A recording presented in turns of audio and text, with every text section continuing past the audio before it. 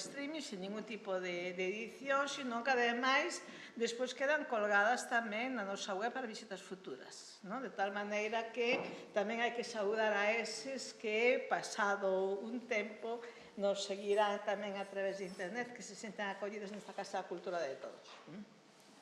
Esta actividade forma parte, como seguramente xa sabedes, pero convén recordalo, dun ciclo que se chama Arte en Tempo Real, que é un ciclo que puxo en marcha a nosa sección de Creación e Artes Visuais Contemporáneas, que nesta altura está dirixida por Paula Cabaleiro, que falará a continuación, e forma parte de tomar o pulso de maneira continua o estado actual da arte galega e, ademais, fixeron eles como sección que programou este ciclo, facelo non solamente tendo en conta a perspectiva e a experiencia e o saber dos distintos axentes que interveñen, sino, ademais, facelo dándolle voz aos protagonistas, non falando por persoa interposta da súa visión, sino cos propios protagonistas de distintos ámbitos,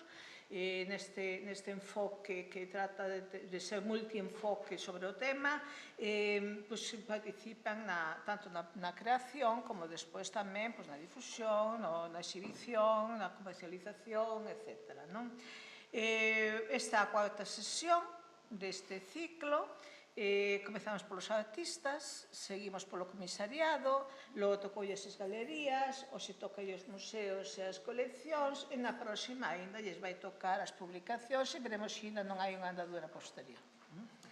Esta sesión de hoxe está coordinada por Rosario Sarmiento, que está aquí á miña esquerda, e por Sofía Santos, as que agradezo de maneira moi especial a dedicación que nesta ocasión e en todas as outras poñen nas moitas actividades que axudan a programar. E, naturalmente, tamén remato xa, para darlle a palabra a elas, remato xa agradecendo a relatores e relatoras, tanto os dous que van participar na primeira parte como os que falarán despois desde a mesa redonda. Debo disculparme xa de entrada porque non podo quedar toda a tarde. Entre outras cousas, a miña facultade cumple hoxe 50 anos e a partir das 7 estamos de festa, a nosa facultade, verdad?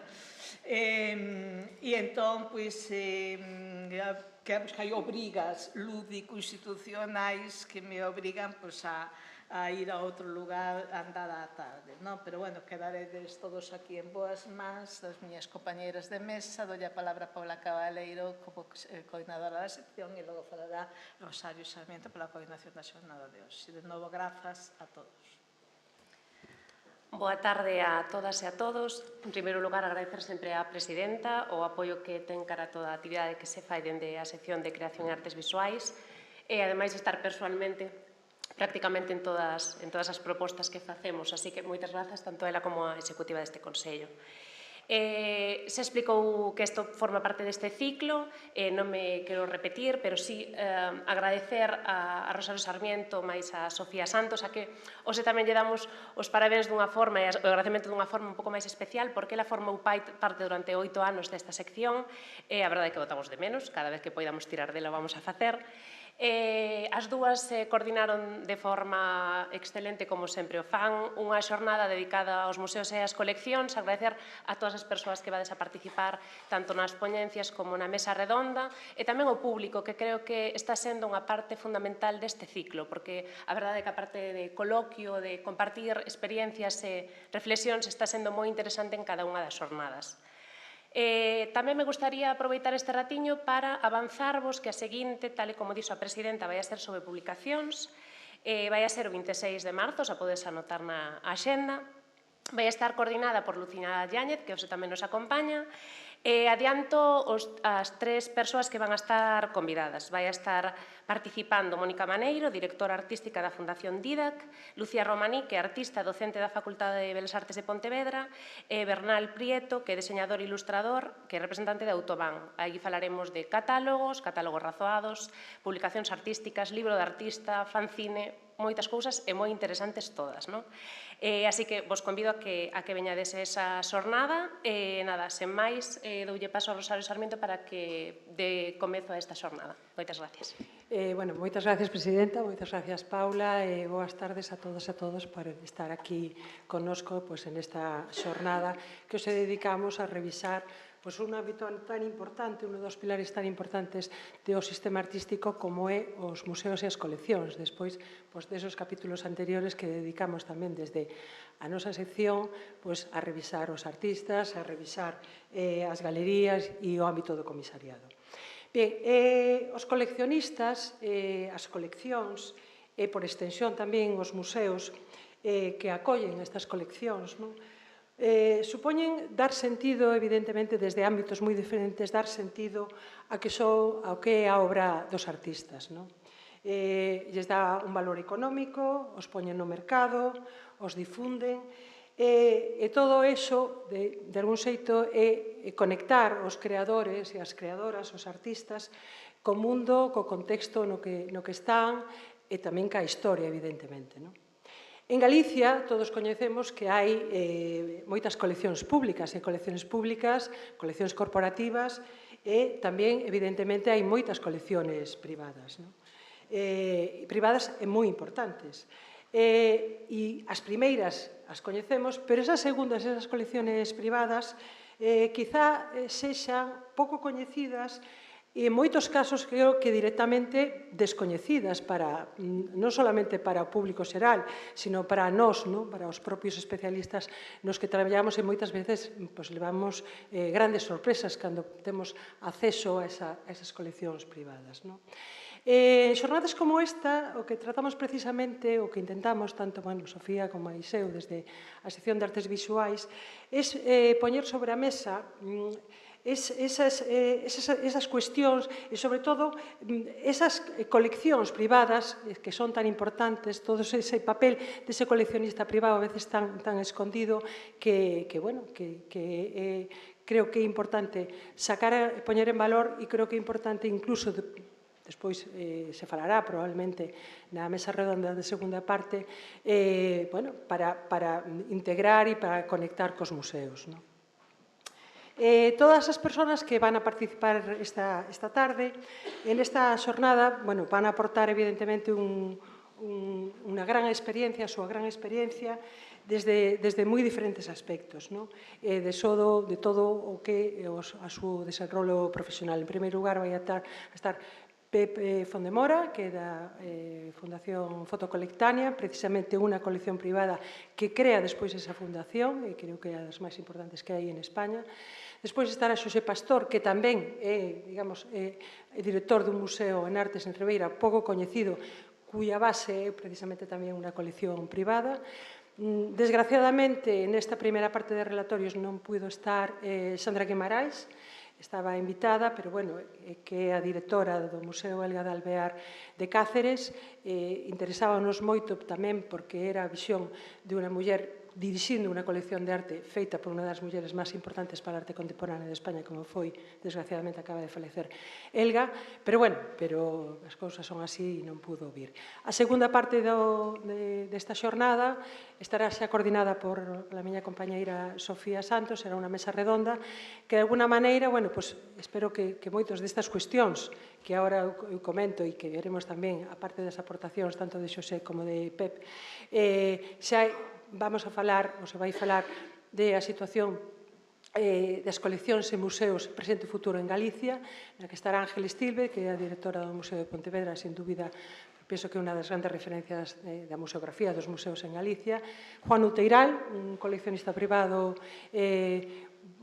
absolutamente entregado ao feito de coleccionar e que nos falará desa pasión que leva anos tras de sí, facendo. Chus Villar, que é unha das galeristas tamén, un pouco de referencia, que dentro de unos días vai a estar as poucas galeristas galegas, creo que a única que está en Arco, que ten tamén unha longa trayectoria, porque evidentemente o galerismo tamén é un ámbito que está interrelacionado íntimamente co que é o mundo do coleccionismo e os coleccionistas, e o meu compañeiro Javier Buxán, da Fundación Laxeiro, porque tamén interesábanos esa visión o responsable de unha colección que está basada na obra de un artista como neste caso Laxeiro. Así que, moitas gracias, Presidenta, por sempre apoio a nosas actividades. Gracias, Paula, a todos vos, e, bueno, cando queirades, xa podemos empezar cos relatorios. Moitas gracias.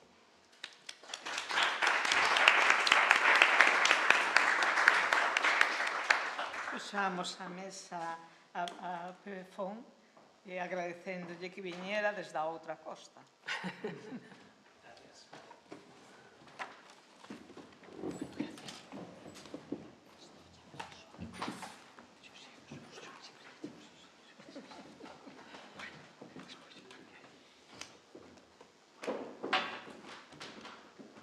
Pues, boas tardes. Bueno, non sei se presento ou hai algo máis que engadir. Voy a falar en gallego, pero...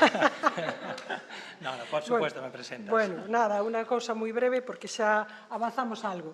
Bueno, Pefón de Mora é director da Fundación Fotocolectania de Barcelona, foi anteriormente fundador da librería Fotogalería Railovsky en Valencia e director tamén de exposicións de Railovsky entre o ano 1985 e 2001. É responsable de adquisicións da colección Fotocolectania e en la Fundación ten comisariado un buen número de exposicións.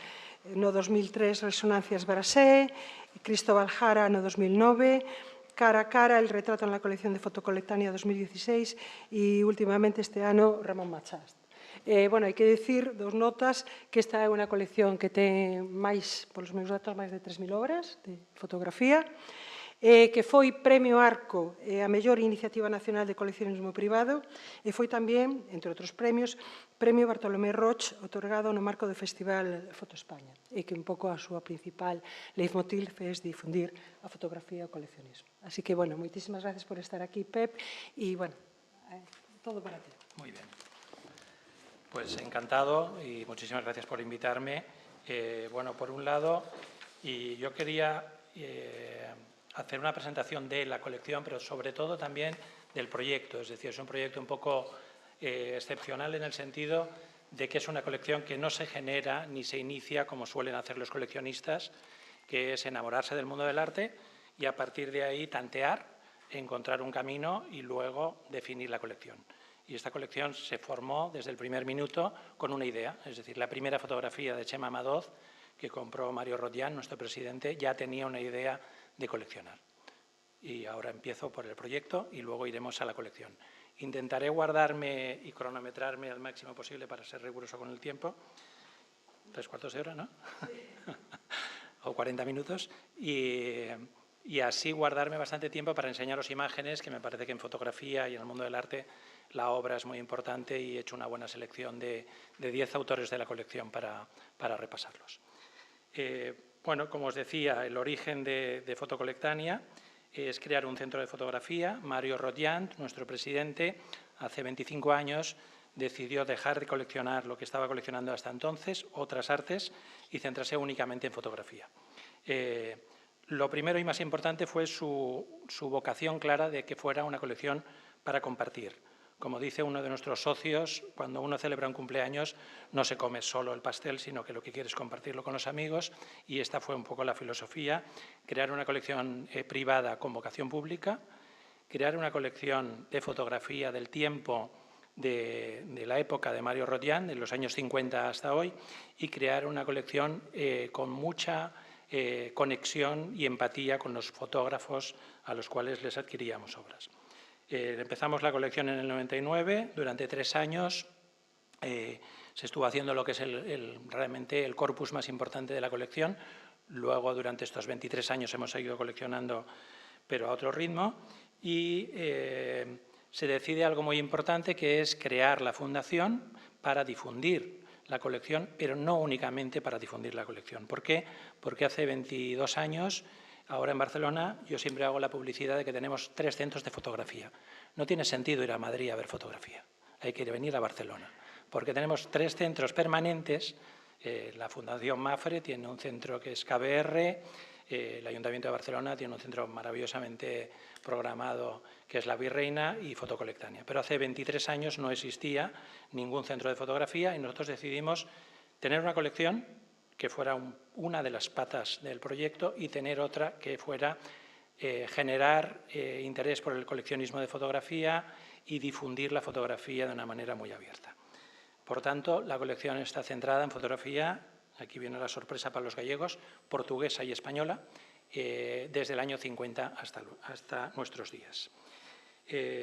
También es verdad que reivindicamos algo que desde el mundo del arte a veces no se repite mucho, que un centro de fotografía no es una especialidad del mundo del arte, sino que un centro de fotografía siempre decimos que puede ser más abierto incluso que el mundo del arte porque toca muchos ámbitos, desde los archivos, a la fotografía que hacemos todos, a la fotografía artística, al coleccionismo, y eso es lo que hemos pretendido, tener un centro con mirada internacional y con una colección local dedicada a fotografía portuguesa y española. Bueno, yo os quería enseñar un poco de la página web, aparte de, como decía Rosario, la última exposición de Ramón Massats, que es una joyita que hemos podido hacer en colaboración con el archivo Massats. Algunas de las actividades y exposiciones que hemos hecho en estos tiempos, y si consigo llegar hasta abajo del todo, yo creo que hoy toca, perdonar que tendremos que ir un poco lentos, nos hemos dedicado, en los primeros años, tuvimos una directora artística maravillosa, Lola Garrido, muy especialista en coleccionismo, y estuvo con nosotros 6 años y programamos prácticamente todo colecciones internacionales. La idea era cómo se puede animar a coleccionar, pues enseñando colecciones a otros apasionados, como tendremos hoy, que ven en el coleccionismo una vía también de crear y de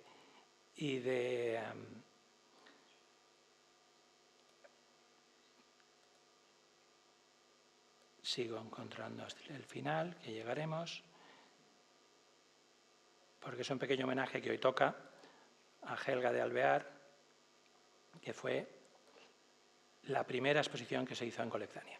La colección de Helga de Alvear, Helga sabéis que tiene una colección inmensa, pero la colección de fotografía no se había expuesto nunca y fue una de las primeras. Esa fue una de las líneas, difundir el coleccionismo, difundir en especial el coleccionismo de fotografía que tiene sus particularidades y hacerlo con grandes colecciones internacionales de todo el mundo. Hemos tenido, aparte de la de Helga, colecciones norteamericanas, colecciones de México, y con la Fundación Barri de la Maza hace muchos años se trajo una exposición maravillosa de un gran coleccionista, Martin Margulis, que la hicimos en coproducción con él. Varios años después, un poco el origen del proyecto es compartir una colección, pero el origen del proyecto también jugaba con algo clave para nosotros, que era ser útiles, no solamente difundir la colección, sacarla de nuestros cajones, sino también que fuera un centro de fotografía útil. Y cada X años nosotros, muy soviéticos, cada 7 años, nos replanteábamos si ese centro de fotografía en el 2002 o en el 2009 o en el 2018 seguía teniendo sentido. Y por tanto los programas se han ido renovando y cambiando precisamente para adaptarse a los cambios sociales y del mundo del arte. Los primeros años nos dedicamos casi exclusivamente a exposiciones de coleccionismo y a partir del 2013-14 abrimos el abanico y estamos programando exposiciones mucho más variadas, haciendo mucho hincapié también en el tema de la fotografía española y con algo que hoy me parece que también hablaremos, que es la difusión de la fotografía española fuera de nuestras fronteras. El problema que suele ocurrir es que los fotógrafos españoles son excepcionales, pero todos los países estamos intentando difundir nuestro arte fuera de nuestras fronteras y es muy complicado. Y desde hace 3 o 4 años, con un patronato que se amplió de la Fundación, el gran objetivo es salir fuera. La exposición de Ramón Massat tiene previstas unas itinerancias fuera, pero además ahora tenemos en Miami, en uno de los grandes museos, en la Warehouse de Martin Margulis, una exposición que está itinerando y que lo que pretende es eso, además de tener una colección y difundirla fuera de nuestras fronteras. Intento ir rápido para que me dé tiempo a las imágenes. Y en concreto, otra de las particularidades de Colectania es que tenemos muchos colaboradores, es decir, es una fundación privada con una dinámica de conseguir colaboradores y con una filosofía de que si tenemos socios, amigos, patrocinadores, colaboradores, otros museos con los que colaboramos, significa que hay interés por lo que estás haciendo, pero sobre todo de cara a los públicos y de cara a la gente en general. Y nos financiamos casi el 90% con ayudas o con colaboraciones privadas y también con una parte de ayudas públicas. Entre las colaboraciones muy especiales tenemos socios, y estos socios, además de que participan en viajes, de que tenemos unos programas muy especiales, reciben una fotografía cada año, una fotografía original, que es como una especie de círculo virtuoso. Nosotros hemos comprado a muchos autores y estos autores, uno de ellos, cada año nos dona una fotografía que se hace una edición especial para los socios. Es decir, es una manera muy mediterránea, porque los anglosajones no necesitan, como son protestantes, no necesitan esperar al cielo para hacer las donaciones, y aquí hay que animar mucho a los colaboradores, y los socios, por ejemplo, reciben esta fotografía, pero también tenemos una figura de amigos que tenemos más de 500 amigos que tienen un programa especial y que hacen una aportación mucho más pequeña. Es decir, el sentido de tener una fundación privada que tenga una utilidad pública es que Mario Rotián, nuestro presidente, compró prácticamente la mayor parte de estas 3.000 fotografías y las ha donado, es decir, no pertenecen ni al patronato ni a él, sino que están en ese fondo. El sentido de una fundación privada con utilidad pública, esto en nuestro país hay que repetirlo todavía, es que una fundación privada puede tener unos objetivos clarísimamente de vocación pública. Y nuestro sentido es precisamente difundir la fotografía, difundir los fotógrafos españoles y hacer actividades que sean de interés hoy día para la sociedad desde el punto de vista nuestro, que es el de la imagen. Estamos contentos con las colaboraciones, hacemos algunas actividades o algunas colaboraciones muy peculiares, como por ejemplo la exposición que se hizo hace un par de años de Kerry May Wims, una fotógrafa americana que recibió el premio Hasselblad, en colaboración con KBR, con el Centro de Fotografía de Mafre y con el MACBA. Es decir, también estar muy abiertos precisamente a que tenemos que un poco que colaborar todos. Y por esta parte, simplemente ya pasaría un poco a la colección. El PowerPoint, ¿dónde tenemos a nuestra querida técnica para poderlo?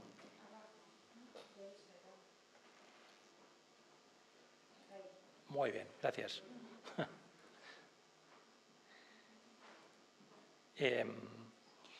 Como os decía, un poco el principio de la colección, el principio de Fotocolectania fue la colección.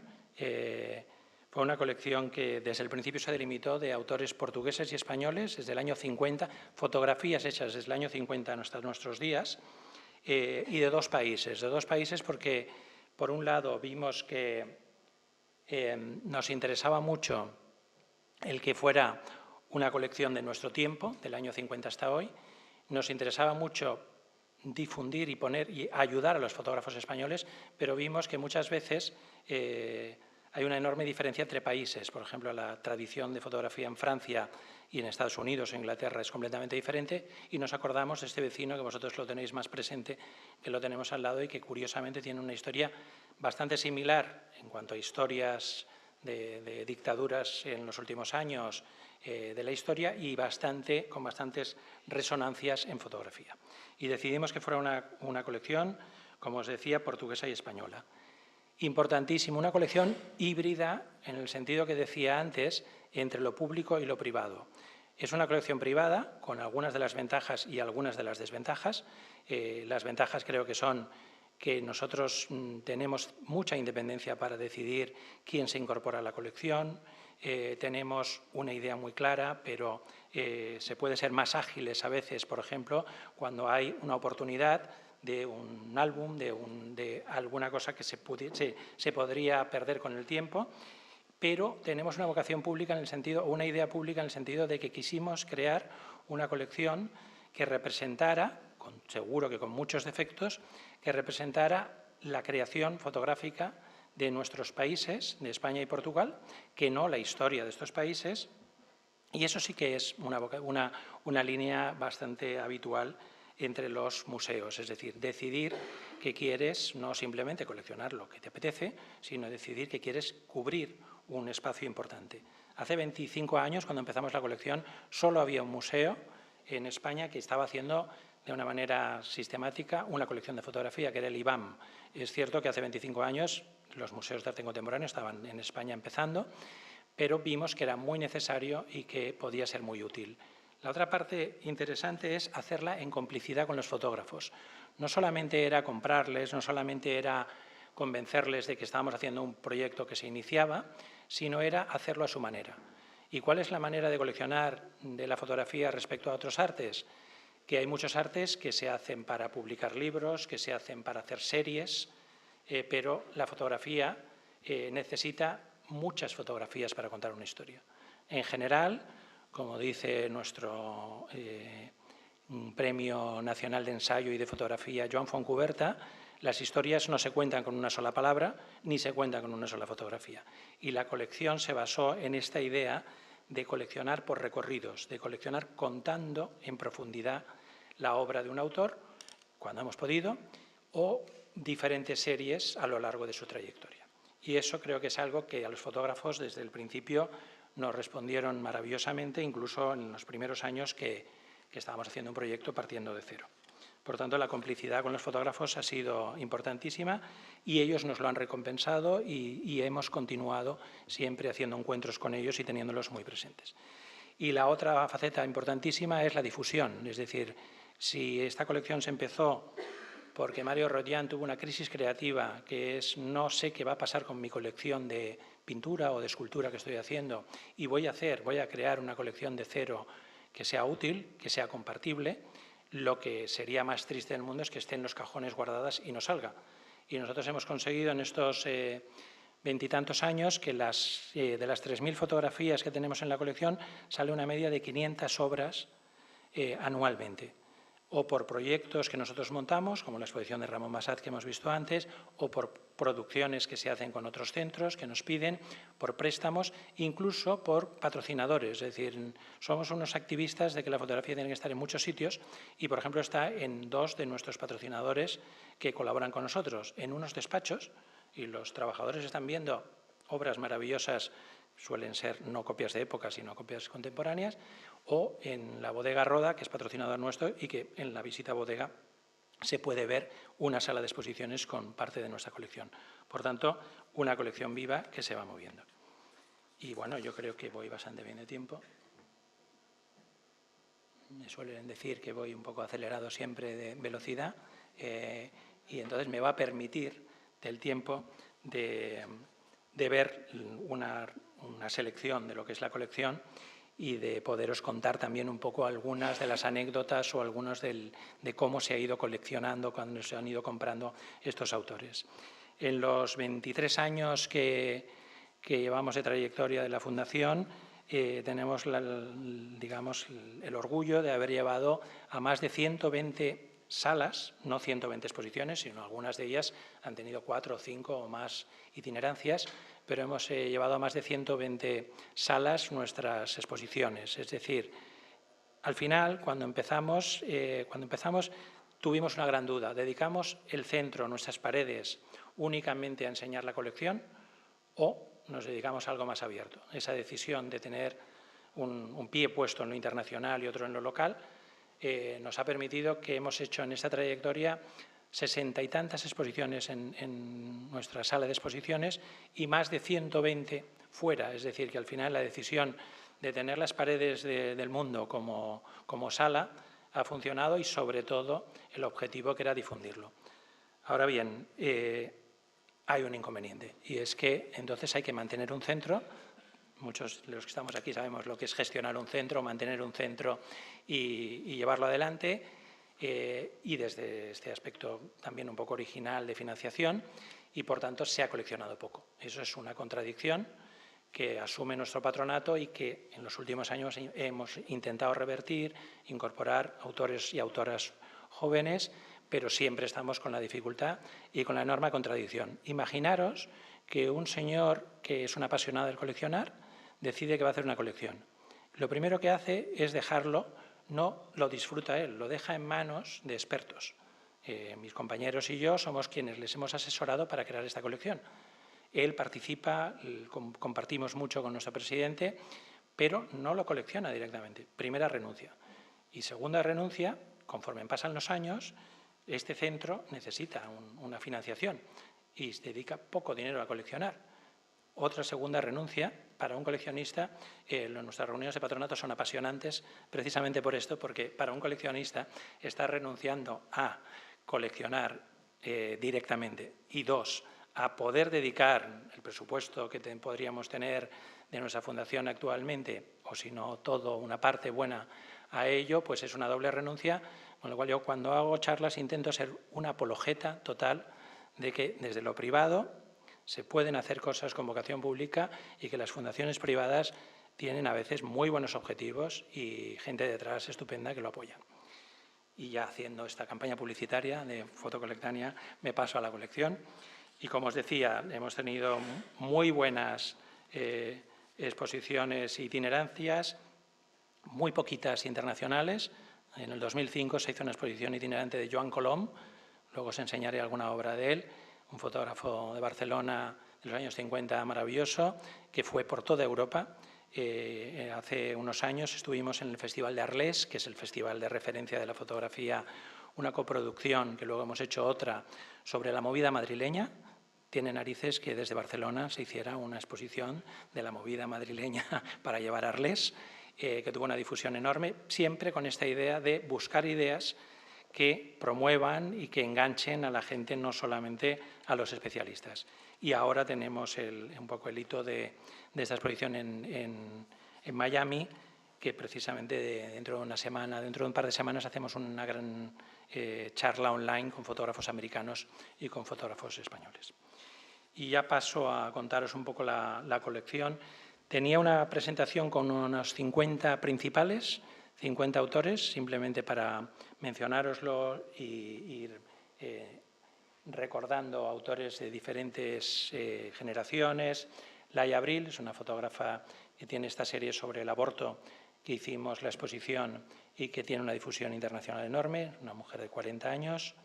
Albarrán Cabrera son unos fotógrafos muy poco conocidos en el ámbito museístico, pero que tienen un éxito total en el ámbito de galerías. Tienen unos procesos, trabajan siempre con procesos antiguos de la fotografía y una estética muy japonesa. Y nosotros también a veces apostamos, hicimos una exposición de ellos que fue la primera exposición que habían hecho en museos. Elena Almeida, no os preocupéis que luego os enseño más fotografías de Elena Almeida, fotógrafa portuguesa de referencia. Manel Armengol es un fotógrafo muy conocido por estas imágenes que dieron la vuelta al mundo de la transición y que también tenemos un recorrido importante tanto de fotografía documental como de una segunda etapa que pasa a otro tipo de fotografía. Pilar Aymerich, también compañera de esta generación y con imágenes icónicas como esta de Yo también soy adúltera. Bari Caramés, este sí que lo conocéis, ¿no? También hay mucha obra de Bari Caramés en la colección. Gerard Castelo López es un fotógrafo de los 50, 60, maravilloso, con los fotógrafos portugueses. La diferencia con la generación de los clásicos de los 50 y 60 es que Portugal siempre ha tenido una mirada hacia el exterior mucho más potente de lo que tenían los fotógrafos de los 60 en España. Castelo López vivió en París y estaba muy conectado con los movimientos, sobre todo de la fotografía francesa. Juan Manuel Castro Prieto es uno de los fotógrafos premio nacional muy conocido y este es del trabajo sobre Perú que hizo durante muchos años. Esta es la cámara, su cámara de placas. Se va a Perú con una cámara que veis que es tan grande como ellos y con su asistente. Toni Catany tiene una fundación en Mallorca y fue un fotógrafo muy relevante y muy original. Este es uno de sus retratos con pan de oro muy conocidos. Joan Colom, del cual veremos obra luego. Gabriel Collado. Tenemos en la colección muy bien representada la generación de los 50, 60, 70 hasta los 80 y precisamente el reto ha sido ampliarla y completarla con las últimas décadas. Collado fue compañero de otros fotógrafos como Massats, como Paco Gómez de la Escuela de Madrid. Antonio Julio Duarte, un fotógrafo joven que tenemos varias series de él. Joan Fontcuberta, que luego veremos algunas de sus imágenes. Esto es la curiosidad. Sabéis que Fontcuberta siempre está jugando con intentarnos engañar y consigue engañar a casi todo el mundo. Esto es un museo de ciencias naturales y esta pata maravillosa de este bicho es de plástico, en la fotografía por delante y por detrás. Ferran Freixa, un fotógrafo que hizo siempre una fotografía muy intimista, muy de arquitectura, y esta es una serie, como os decía, cuando tienes bastantes obras de un autor, no solo tienes las clásicas, las conocidas, sino otros trabajos, y esto fue un trabajo que a él le permitieron entrar cuando se quemó el Liceo de Barcelona, y es un trabajo que impresiona mucho. Alberto García Alix, luego también veremos más imágenes de él. Cristina García Rodero, también veremos más imágenes de él. Y lo singular, además de la cantidad, es que los fotógrafos, la selección muchas veces la hemos hecho con ellos. Es decir, con Cristina, por ejemplo, estuvimos revisando y revisando su archivo. A veces cuando no era tan organizado. Por ejemplo, Alberto García Alix, sabéis que es uno de los 3 o 4 grandes fotógrafos que tienen mucha difusión, que venden obra de una manera continuada, pero cuando nosotros le compramos en el año 2000 tenía su archivo completamente desorganizado. Es decir, no se lo digáis a él, tuvimos que buscar álbumes con contactos, con pequeños contactos de sus imágenes y lo hemos hecho, por tanto, en complicidad con ellos, intentando que se entienda cada uno de los autores por la selección que tenemos. Francisco Gómez es el único fotógrafo que tenemos el archivo completo. Cuando empezamos la fundación, le compramos una parte a la familia porque él ya había muerto y sus hijas decidieron donarnos el archivo en un acto muy generoso en aquel momento porque estaba empezando la fundación y desde entonces hemos hecho muchas publicaciones, investigación y le dedicamos también una parte de nuestro conservador de dedicación a documentar el trabajo. Inés Gonçalves, una fotógrafa portuguesa joven que tiene varios trabajos sobre las antiguas colonias portuguesas. Cristóbal Lara, luego enseñaremos imágenes. Manolo Laguillo, otro de los fotógrafos de los años 80 muy reconocido. Fernando Lemos, un caso muy singular de la fotografía portuguesa, que es muy influido por el surrealismo, como se ve aquí, con contacto con las vanguardias y que fue además un diseñador muy conocido en Portugal y en Brasil. Adriana López Sanfeliu. Este trabajo, por ejemplo, es de esta fotógrafa, tenemos solamente una serie. Esta serie es sobre una familia de etnia gitana que hace un recorrido de más de 10 años siguiendo a diferentes personas de una familia y nos pareció que en este caso sí que tenía mucho sentido tener esta serie. Chema Madoz, veremos también más imágenes luego. Ramón Massats, este es del trabajo de Neutral Corner, una de sus grandes series. Cristina de Midel es una de las incorporaciones de obra de gente más contemporánea, que también hay más selección. Jean-Marie del Moral. Lo interesante también es que lo mismo que reivindicamos que los centros de fotografía son muy diversos, son muy plurales, pueden tocar universos muy diferentes. Creemos también que la fotografía puede tocarlo. No hay una línea, como estáis viendo, de fotografía documental. No hay una línea de intentar especializarse dentro de la fotografía creativa, sino que intentamos que los autores para nosotros sean de enorme interés, porque vamos a comprar, si lo hacemos, bastante obra, pero también representar esa variedad. De Jean-Marie del Moral, por ejemplo, tenemos sus retratos de artistas, otra serie extensísima. Él se ha dedicado, desde que entró en el estudio de Miró, especialmente con Miquel Barceló, que lo ha seguido durante décadas. Y son todo retratos de artistas. Isabel Muñoz, Xavier Miseracs. En algunos casos hay un centenar, 200, incluso más imágenes. En el caso de Xavier Miseracs, como de Joan Colom, nosotros compramos algunas copias de época y también compramos una exposición completa, porque había la oportunidad, su exposición en vida más antológica, que él la había supervisado y la había dado por buena. Como Rosario me ha dicho antes que tengo un poco de tiempo, voy a hacer un inciso ahora para no olvidarme. 10 minutos, perfecto. En fotografía, como sabéis, hay algo muy importante, que es, en pintura todo el mundo es consciente de que un cuadro se está realizando o que estamos en camino. La manera que tienen los fotógrafos de expresar lo que han fotografiado, lo que han disparado, es la copia. Lo que se valora en coleccionismo no es la copia por un tema únicamente de que guste algo único y excepcional, sino que es la forma que tiene el fotógrafo de acabarlo de expresar. Por ejemplo, Xavier Miseracs, Joan Colom, tienen un tipo de copias muy contrastadas, muy duras, y que expresan algo diferente. Eso, cuando tienes un original delante, nosotros enseñamos mucho la colección en la cámara y enseñamos esa diferencia de copias, y se ve claramente que el tipo de copiado, el papel, las características son lo que hace que una fotografía de pantalla a el papel sea algo completamente diferente, que puede llegar a emocionar. Josh Mulder, otro fotógrafo muy relevante portugués, Paolo Nozzolino, Carlos Pérez Siquier, como veis hay grandes de los grandes clásicos, Xavier Rivas, otro fotógrafo de una generación más reciente, que tenemos 4 o 5 series de su trabajo. Humberto Rivas, hay casi un centenar de fotografías, esa es una rara avis, era un gran retratista y paisajista, y este es ¿quién hace una fotografía de un pollo? Pues Humberto Rivas. Chema Salvans, que hay diferentes series. Lo bonito es si podemos, además de haber tenido varias series, continuar. Y, por ejemplo, en el caso de Chema Salvans, hemos podido comprarle recientemente su última serie. Gervasio Sánchez, de nuevo, el cambio de quién es Gervasio Sánchez, un fotoperiodista o un gran fotógrafo. Para nosotros, un gran fotógrafo. Rafael Sanz Lobato, uno de los clásicos que en su momento no eran muy conocidos. Ricard Terré, que vivió en Vigo durante muchos años y que fue uno de los referentes de la fotografía de los años 60. Miguel Trillo, que tenemos una muy buena selección. Y Virgilio Viaitez, que tenemos desgraciadamente solamente esta serie, que luego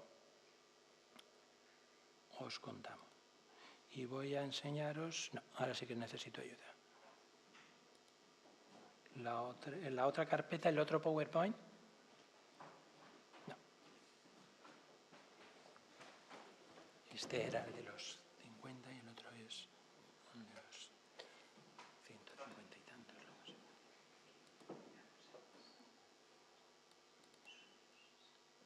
Esta, la de 50. Da cualquiera de ellos, porque me parece... Exacto. Gracias. Bueno, y aquí bajo un poco la velocidad de mi ritmo. Vamos bien. De mi ritmo de hablar, y os dejo ver imágenes, ¿vale? Tranquilamente. Elena Almeida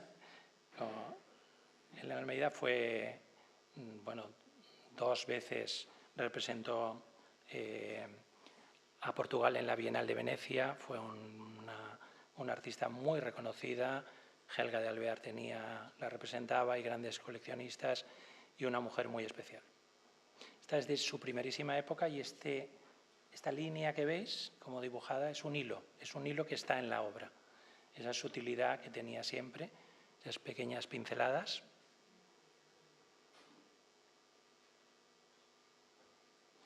Y lo excepcional, además de tener una docena de obras de Almeida, es que ella nos donó bocetos. Ella era hija de un gran escultor portugués, siempre desde pequeña dibujó, pero se volcó en expresar siempre su arte a partir de los años 70 con fotografía. Pero hacía bocetos o grababa vídeos que le servían de inspiración para crear la obra definitiva, que siempre o casi siempre era en fotografía. Esto es fotografía, aunque parezca un dibujo, es la tela que ella ha montado y, de nuevo, el contraste. Obviamente se vería mejor en un original, pero busca este contraste extremo para convertirlo en una abstracción.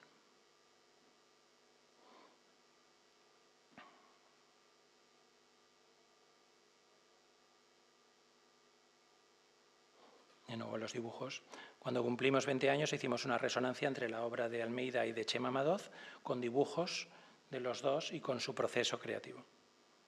Y en la última época ya hizo otro tipo de fotografía más directa, con dípticos, como es este, y siempre fotografiándose a sí misma, aunque no era en plan autobiográfico, sino muy poético y muy creativo. Bari Caramés. En el caso de Bari, por ejemplo, está bien representado el que hay obra desde los inicios, blanco y negro, que empezó él y muy conocido.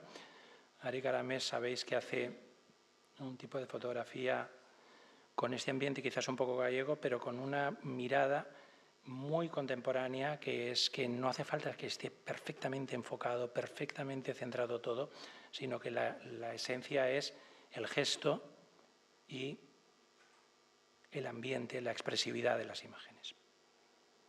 También es muy, muy bonita las copias de Bari porque tiene diferentes papeles que utiliza en ciertos momentos.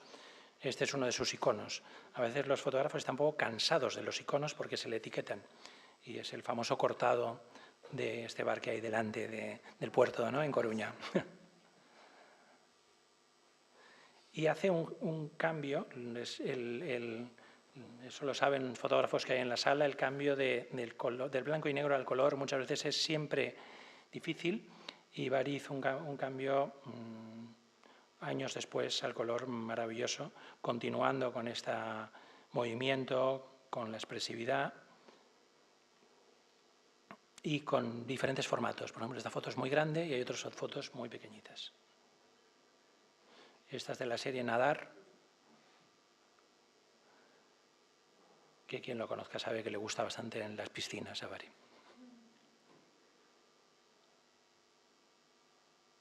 He hecho una pequeña selección, pero de muchos de ellos hay muchísima más obra. Joan Colom es el fotógrafo que os comentaba al principio, como un fotógrafo amateur que está obsesionado con un barrio. Él nació en el barrio del Raval de Barcelona, el barrio chino que le llamaban entonces, y quiso fotografiar la vida de ese barrio. Era un barrio fundamentalmente conocido por la prostitución y obviamente que él fotografía a las mujeres que están ejerciendo la prostitución, pero intentó contar ese ambiente y de una manera obsesiva. Este fotógrafo nos contaba que nunca había hecho una fotografía fuera de este barrio, bueno, y del barrio de al lado, de 3 barrios de alrededor. Cómo de una obra tan obsesiva, local y cerrada se puede hacer una obra universal.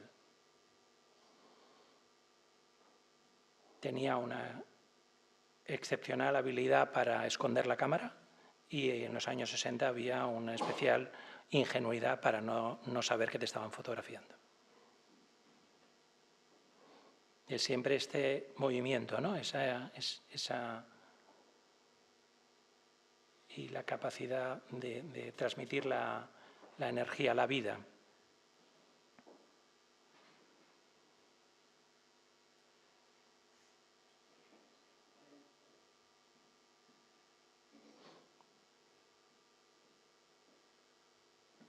Joan Fontcuberta. Fontcuberta tenemos la suerte de tener desde los primeros trabajos, como son estos, muy experimentales, de fotomontajes, referentes a la literatura.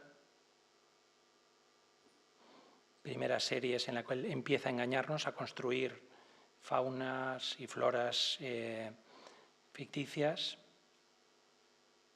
Todo esto se engloba, claro está, en trabajos completos, con full libros, con publicaciones y con toda una historia conceptual que hay detrás, la fotografía que veíamos antes. Y esto pertenece a una serie, Fauna, que se expuso en el MoMA de Nueva York, que tiene 23 ediciones en todos los idiomas y los países que os podáis creer, y que fue su primer gran engaño. Inventó un científico que descubría estos animales, lo expuso en museos de ciencias para que fuera más verosímil y consiguió engañar bastante y eso sí, estas fotos, veis que por ejemplo hay como alguna mancha, como algún problema, incluso estaban trucadas, es decir, se habían deformado expresamente, químicamente, para parecer copias antiguas. Toda la documentación del científico, escrito en alemán, lo hicieron de una manera increíble. Y realmente es muy interesante cómo Fontcuberta, no solamente como artista, nos recuerda que la imagen es peligrosa, que sobre la imagen hay que tener conciencia de qué tenemos entre manos cuando hacemos imágenes y sobre todo conciencia de la posibilidad de manipulación que tiene la imagen. Y eso lo lleva diciendo décadas y décadas. Esta serie, de la cual él estaba muy contento, es una serie que hizo sobre Sputnik, sobre un astronauta ruso, y consiguió engañar a la embajada rusa, que puso una reclamación en la exposición que hicieron en Telefónica, de cómo era posible, por ejemplo, la censura. Y esta persona que está al fondo, que desaparece, es Joan Fontcuberta, el que está apareciendo siempre, el retratado es él. Además tiene algo un poco escaso en fotografía, que es el sentido del humor. Él consiguió, venga, a ver si me da tiempo, contaros una historia genial de Fontcuberta. Si había engañado al ámbito de los soviéticos, si había engañado al ámbito de la ciencia y sigue haciéndolo o lo intenta o juega con esa provocación, consiguió engañar al ámbito de la fotografía, es decir, consiguió engañarnos a todos. Hizo un proyecto con la Universidad de Valencia, con una galería de Valencia, en la cual se inventó un artista. Se inventó un artista maravilloso de los años 70, que había hecho unas fotografías en el Molino de Barcelona y creó toda una biografía. Puso un equipo de trabajo de chavales de la Universidad de Valencia a crear en Internet contenidos y contenidos sobre ese fotógrafo. Un galerista que vendió obras sobre ese fotógrafo, unos historiadores que hablaron sobre ese fotógrafo y mantuvo este engaño durante 2 años, haciéndonos creer, no, nos colamos todo. Es decir, el sumum de Fontcuberta es engañar a su propio ámbito y lo consiguió. Lo bonito, que esto también es importante, cuando lo desveló, hicieron una mesa redonda, una actividad, una rueda de prensa en Fotocolectania, precisamente, con todos esos expertos, y él se levantó y dijo, yo tengo una cosa que decir. Este señor es mentira, soy yo, y lo desveló. Pues por supuesto hicieron un buen show. Bueno, merecía la pena la anécdota, porque realmente tiene mérito engañarnos a nosotros también. Alberto García Alix, por ejemplo, las copias de Alberto García Alix es una selección muy variada, que toca ámbitos desde la movida, la primera época, que entonces era mucho menos conocida de su trabajo, fotografías de moda, como por ejemplo este encargo, y las copias son muy excepcionales porque están copiadas por él y además con un proceso que hacía en aquel momento, que no ha repetido mucho más, que es tintarlas al té. Este tipo de fotografía de 35 milímetros es magnífica.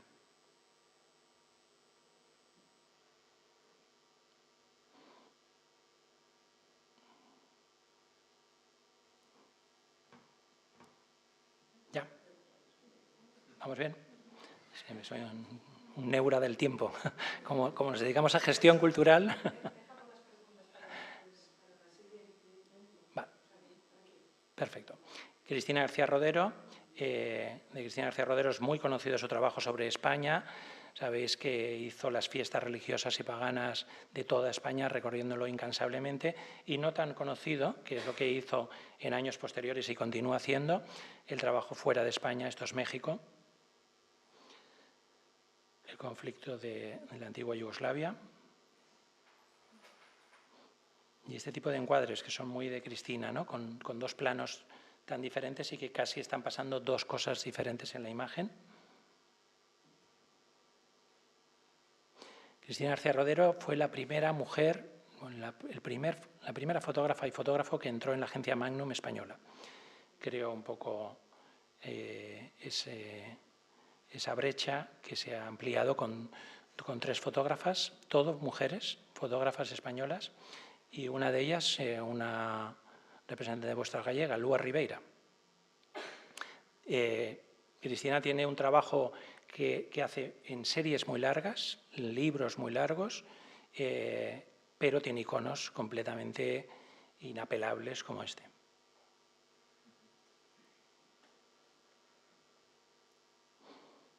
Sabéis que ella es una mujer imbatible, que lleva muchos años diciendo que le quedan muy pocos años y sigue fotografiando incansablemente.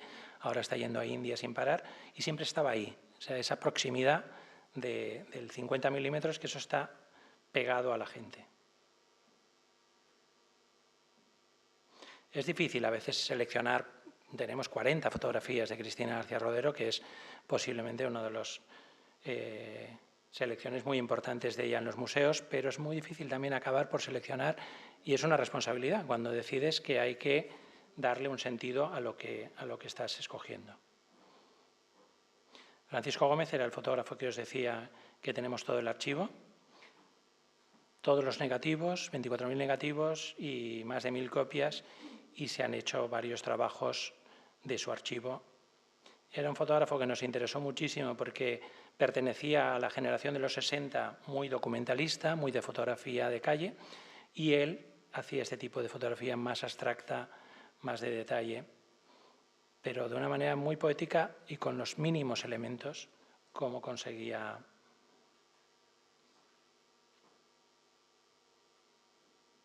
Esto es Portugal. En la arquitectura tuvo una visión interesantísima muy contemporánea, porque trabajó con muchos arquitectos como para una revista que publicaba el Colegio de Arquitectos de Madrid, y se alimentó de un ámbito diferente al de los propios fotógrafos, y tenía esta mirada sobre Madrid, el Madrid que acababa en una línea, el extrarradio, una mirada completamente moderna. Cristóbal Lara, otro de los fotógrafos que visita mucho este país, esto es las Rapadas Vestas, y que lo continúa viniendo. Es un fotógrafo que trabajó como fotoperiodista en Inglaterra en los años 70, 80, que tiene un tipo de fotografía en blanco y negro muy interesante, pero que hubo un momento que dijo: o dejo la fotografía o hago algo diferente, y se pasó a la fotografía en color, y a partir de ahí, no solamente por el color, sino por cómo cambió su estética, esta proximidad, ¿no? Estos codos que se acercan, que casi se meten en la cámara, y sobre todo la parte, digamos, casi pictórica de su fotografía.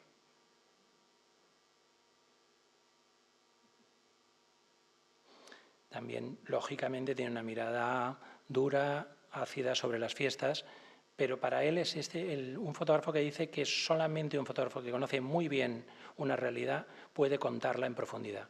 Y él está obsesionado con España. De hecho, nació aquí, pero vivió toda su juventud fuera, y cuando volvió dijo: hay que dedicarse a esto. El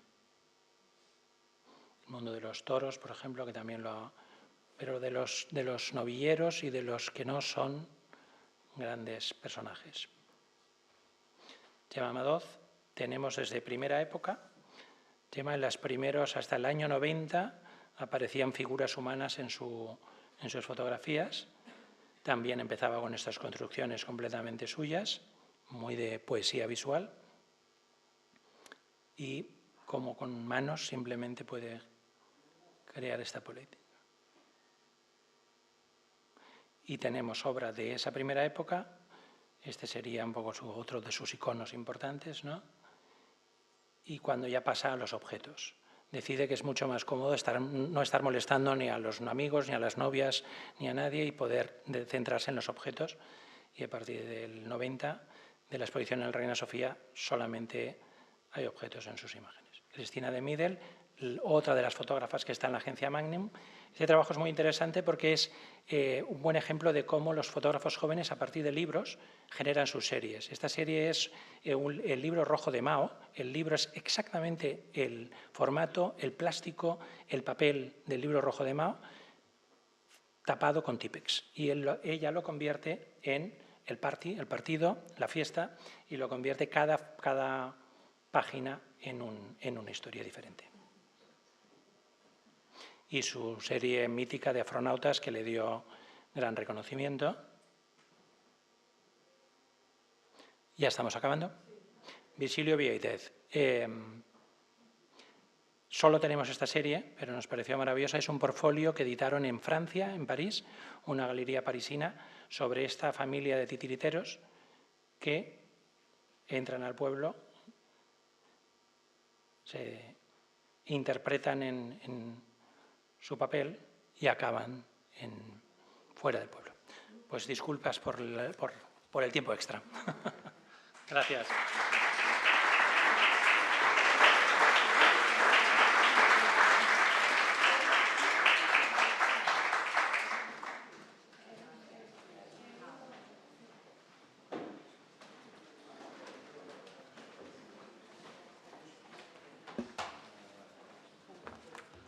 Moitas gracias, Pepe, por esa charla tan interesante. Despois, se os parece, cando remate Xosé Pastor, podemos facer un turno de preguntas. Bueno, Xoan ou Xosé? Xoan, porque cambio os nomes. Bueno, Xoan Pastor Rodríguez é licenciado en Filosofía Galego-Portuguesa e Filosofía Hispánica pola Universidade de Santiago de Compostela, é tamén autor de varios volumes, de varios libros, Escritores de Barbanza, A Pobra do Carabiñal, Cronoloxía Histórica no ano 2002, Diccionario de Escritores Ribeirenses, Cervantes e o Quixote en Galicia, Un río de sangue e tinta, Diccionario Ramón Piñeiro, e, ademais de todas estas importantes publicacións, pois fixo un gran número de artigos para as revistas Alameda, Barbantia, Estudo de Anuarios de Barbanza, Casa da Gramática, Terra de Outes e nos xornais A Voz de Galicia.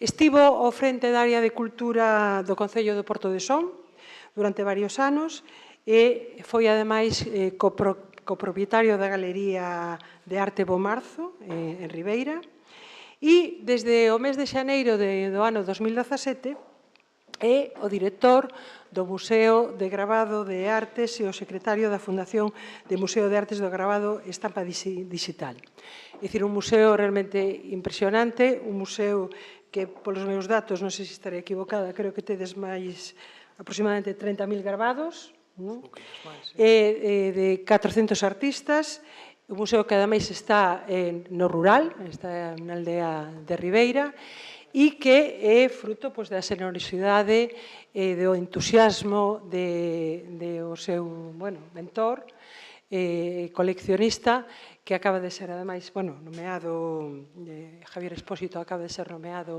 académico de honra pola Real Academia Galega de Belas Artes, e a verdade é que, creo que é un museo que non é moi coñecido, a pesar de que llevan unha trayectoria amplia, e ten tamén un premio de artes, o Premio Atlante, e, estamos aquí encantados, Xoan, para que estés, falando de todo isto, descubrindo, creo que, moitos aspectos pouco coñecidos, o que falábamos antes deste museo. Así que moitas grazas e todo teu. Moitísimas grazas a vos, moi boa tarde. Quero, en primeiro lugar, agradecer á sección de Artes Visuais Contemporáneas do Consello da Cultura Galega que nos convidase a esta palestra para axudar a compartir con vostedes a traxectoria e as actividades do Museo do Gravado de Artes do Concello de Ribeira. E, en segundo lugar, quero agradecerlle a vostedes a atención que nos van a prestar. As orixes do Museo do Gravado de Artes están na paixón dun coleccionista que ten nome e apelido, se chama Javier Expósito Paradela, un coleccionista pola arte do gravado e o libro ilustrado. Hoxe non pode estar aquí con nós porque se atopa de viaxe, pero lle gustaría estar aquí. Para quen nos coñeza, unha primeira impresión, temos este pequeno vídeo que dura moi pouquiño, uns 3 minutos e 40 segundos, sobre que é o Museo do Gravado e onde está. Ahora teño que ir para atrás.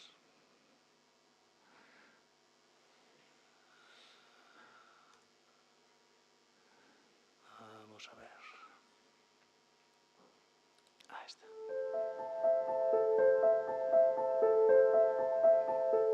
O Museo do Gravado inaugúrase no ano 2001 no núcleo de Outeiro, na parroquia de San Xiao de Artes, Ribeira, por iniciativa de don Javier Expósito Paradela, e está resido por un padroado presidido polo alcalde de Ribeira, don Manuel Ruiz Rivas. Os obxectivos do museo, centrado na arte do gravado, é custodiar un fondo de máis de 40.000 estampas que abranguen dende finais do século XV ata os nosos días, con presenza de todas as grandes escolas artísticas, española, francesa e inglesa, holandesa, alemá, pero tamén con importantes fondos de gravadores galegos, Castelao, Laseiro, Manuel Ayaso, Luis Seoane, Manuel Facal, Alfonso Costa e outros, cataláns e hispanoamericanos como Oswaldo Guariasamín.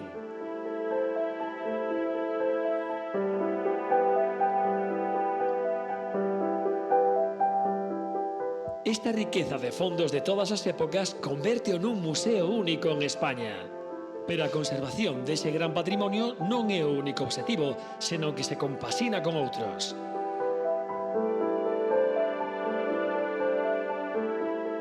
Divulgación dos seus fondos por medio de exposicións das que realiza entre 6 e 8 anuais.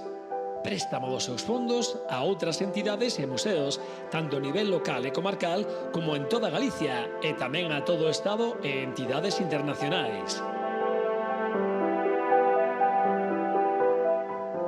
Catalogación dos seus fondos e publicación de catálogos e material divulgativo, estando xa catalogadas a metade das estampas e o fondo galego. Edición de catálogos das mostras realizadas como foron de Dalí, Toulouse-Lautrec, Manuel Ayaso, Picasso, Goya, Van Dyck, entre outros.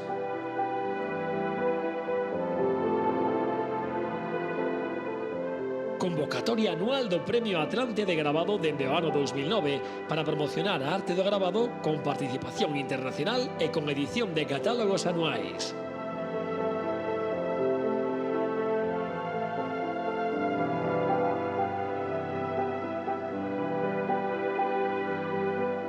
Colaboración con outras entidades como o Museo de Guarda de Portugal e a Universidade de Salamanca para exposicións e obradoiros de gravado. Seguir a facilitar o acceso á arte do gravado por medio de obradoiros de gravado para artistas e público en xeral. Divulgación entre os escolares dos fondos museísticos con visitas guiadas.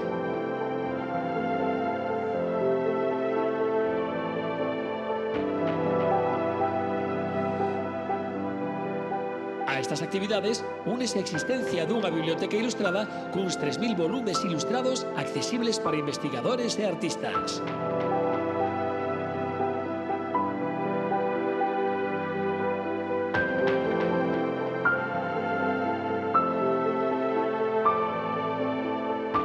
O Museo de Gravado posúe fondos onde están presentes os grandes nomes do gravado: Goya, Picasso, Piranesi, Miró, Dalí, Van Dyck, Laseiro, Guariasamín e centos de artistas imprescindibles na historia da arte.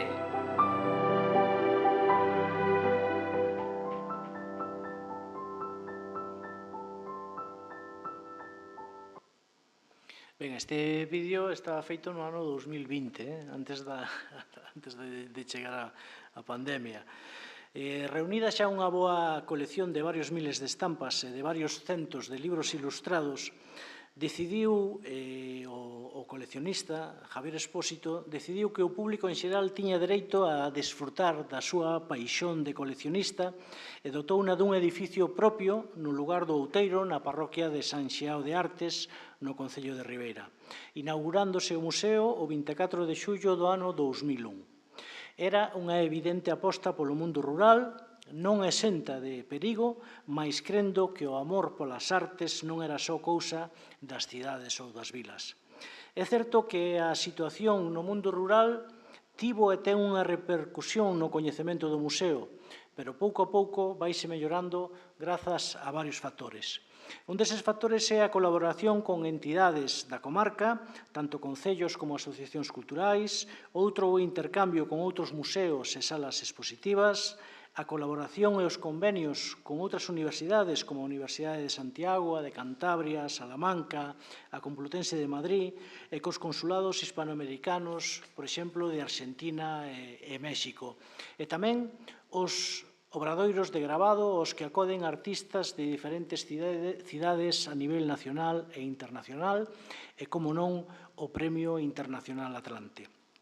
Dende o seu inicio, estivo o museo dedicado á conservación, ao estudo e á catalogación e divulgación do mundo da estampa cun depósito con pretensións universais abranguendo todo tipo de técnicas e escolas sen límites temporais, pois conserva gravados dende fins do século XV ata este mesmo momento, é dicir, máis duns 550 anos.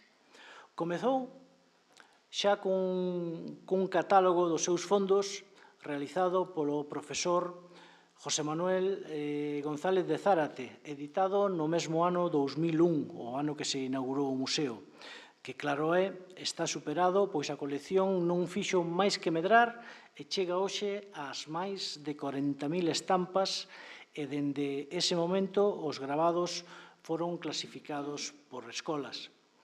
A Escola Española, por exemplo, ten fondos dende 1488, cunha estampa da Virxe do Rosario que chegan aos nosos días. É difícil seleccionar nomes entre os miles de gravados desta escola, pero non poden faltar os nomes de Goya, de Velázquez, de Picasso, Miró, Ricardo Baroja, Dalí, Tapies, Alberti, Julio Zachrison, Eduardo Naranjo, o propio Castelao, e a eles deben unirse os nomes de artistas hispanoamericanos, entre os que destaca Oswaldo Guayasamín, que goza da particularidade de ser, a carón de Salvador Dalí, dos artistas máis solicitados por parte de outros museos ou institucións. Da escola alemá, o Museo do Gravado atesoura outro incunable, unha vista de Venecia impresa en 1493 en Nuremberg, ademais dunha notable colección de estampas dos séculos XVI, XVII e XVIII, que inclúe nomes imprescindibles na historia da arte como sería o caso de Durero.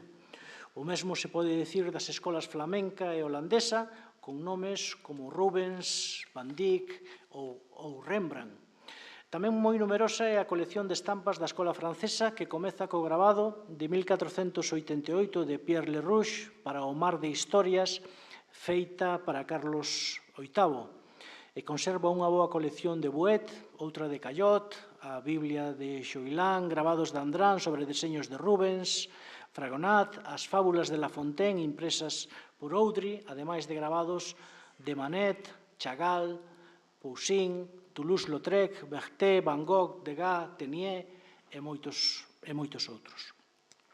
Ben representada tamén está a escola italiana, pois o museo conserva a Eneida de Virxilio impresa con ilustracións en 1518, sen esquecer os nomes de Pietro da Cortona, Giulio Romano, Aníbal Carracci e, sobre todo, unha magnífica colección que se puido ver aquí en Compostela non fai moitos anos de Jean-Baptiste Piranesi, as Vedute, aínda que tamén, a parte de Piranesi, conserva outras moitas vedutes romanas do século XVIII. Da escola inglesa, posee o museo obras dende o século XVIII e unha colección de clásicos en lingua inglesa ilustrados. Entre os nomes famosos pódese citar a Howard ou Flashman, e tamén posúe algunhas obras australianas e sudafricanas con moi boas ilustracións. Pero preguntaránse se o Museo do Gravado non conta cunha colección de gravado galego. A resposta é evidente, é que sí. Conta cunha boa selección de estampas de gravadores galegos contemporáneos, entre eles, xa citamos, está Castelao, está Seoane, Manuel Ayaso, Costa, Virxilio, Conde Corval, Nóvoa, Jorge Castillo, Facal, Dimas, Celeiro, Menchulamas, Correa Corredoira, etcétera, Quintana Martelo, Berta Cácamo, entre moitos outros. No ano 2019, a profesora da Universidade de Santiago, Miriam Cortés López, realizou un bo catálogo xa impreso da colección de gravado galego. En este apartado é onde conviña falar de futuro, pois agás algún gravado de Fierros ou de Castro Gil, o museo non conta cunha colección de gravado galego antigo, e esta sería unha carencia que debería ter corrixida, facendo fincapé no gravado compostelán e xacobeo, aínda que sí que hai algúns exemplos.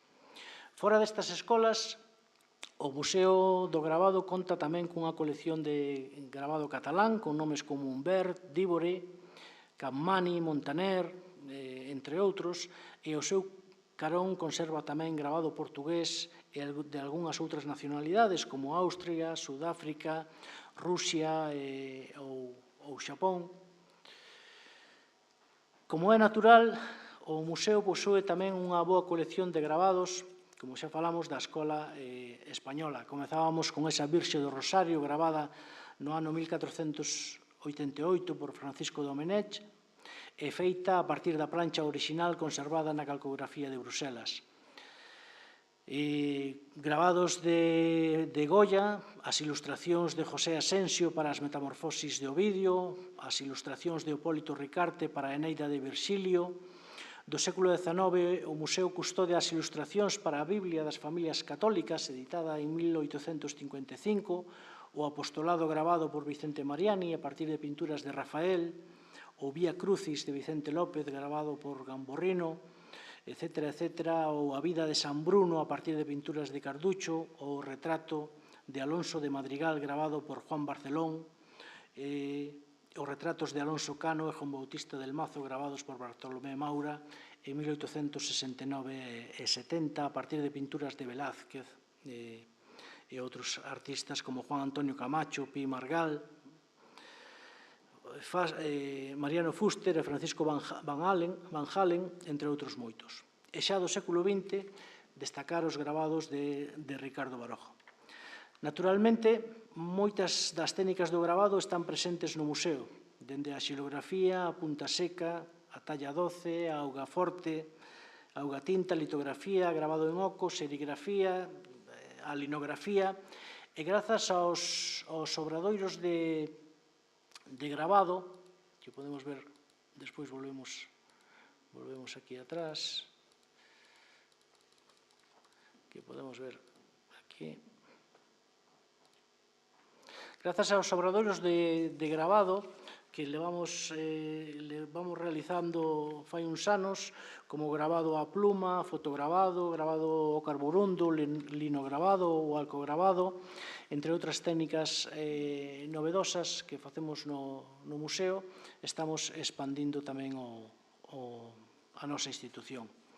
As exposicións propias e alleas realizas o museo nos espazos dos que dispón. 3 salas e... Vamos por atrás...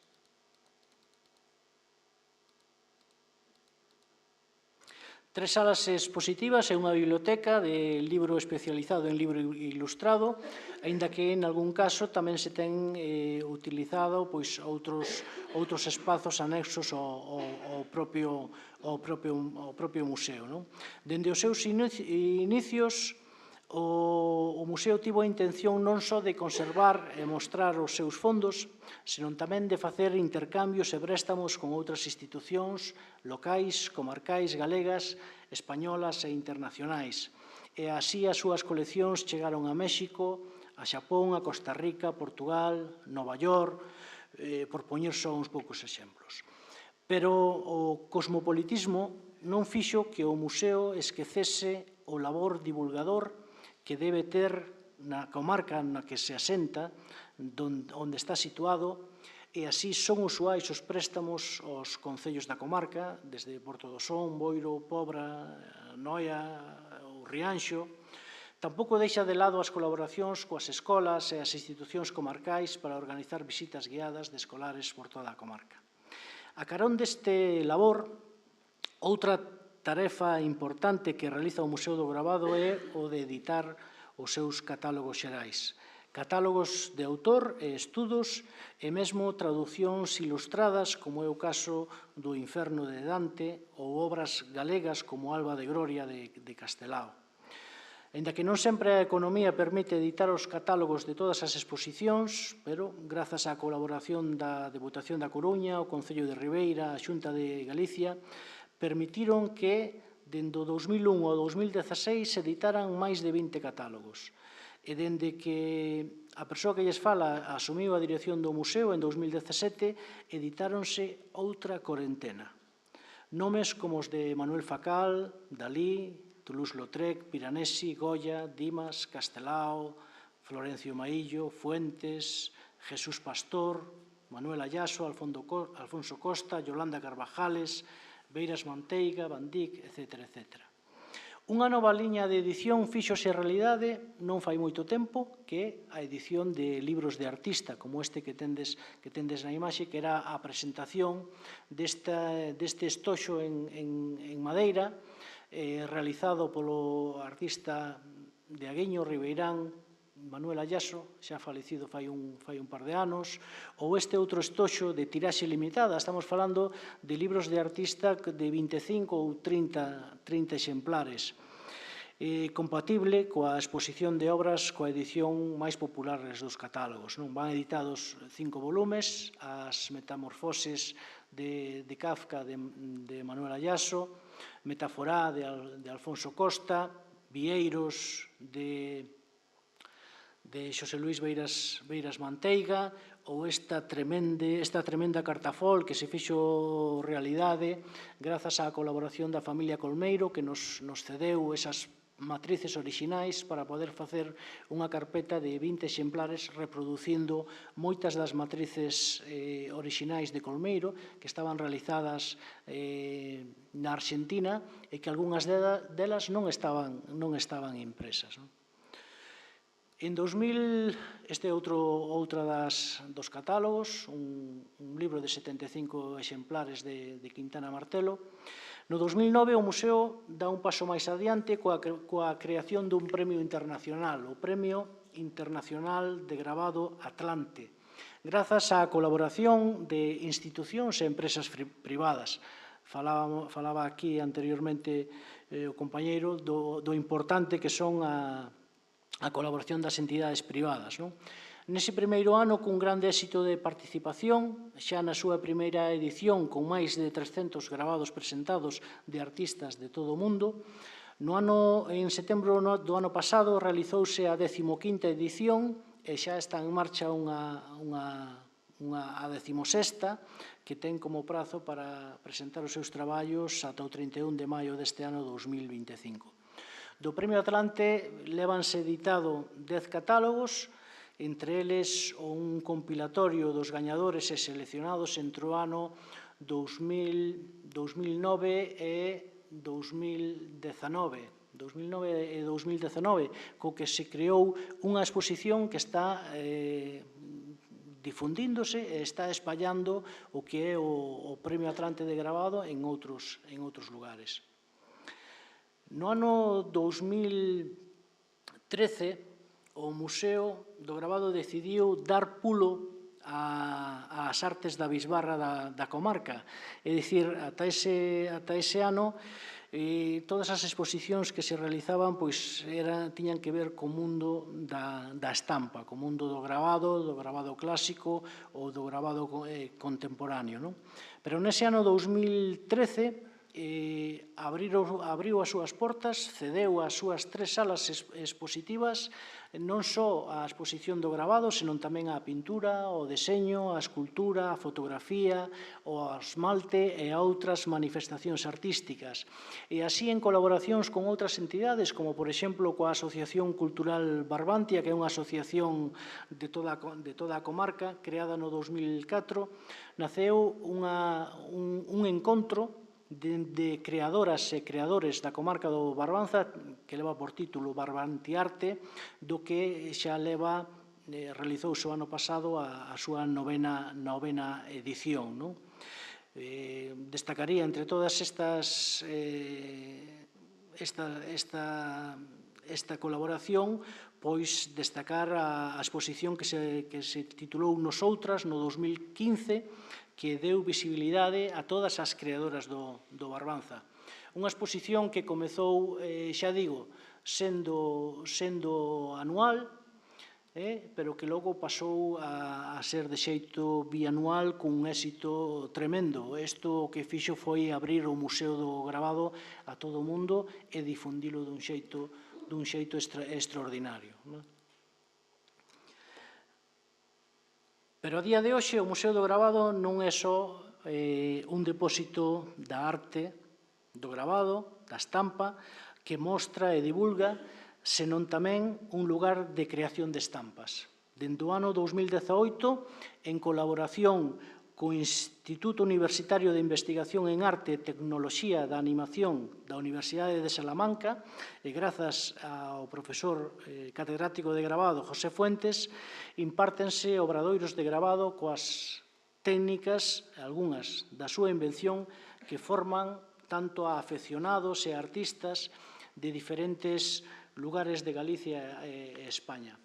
Estes obradoiros levan consigo a exposición dos traballos realizados, a edición dos catálogos correspondentes e tamén a publicación de clásicos da poesía galega ilustrados recentemente, como foi o caso dos tres grandes do Rexurdimento. Ilustramos unha selección de Follas Novas de Rosalía de Castro, ilustramos Aires da miña terra de Curros Enríquez, ou tamén Rumores de los Pinos, ese primeiro poemario bilingüe de Eduardo Pondal, donde aparecen os xérmolos de queixumes dos pinos.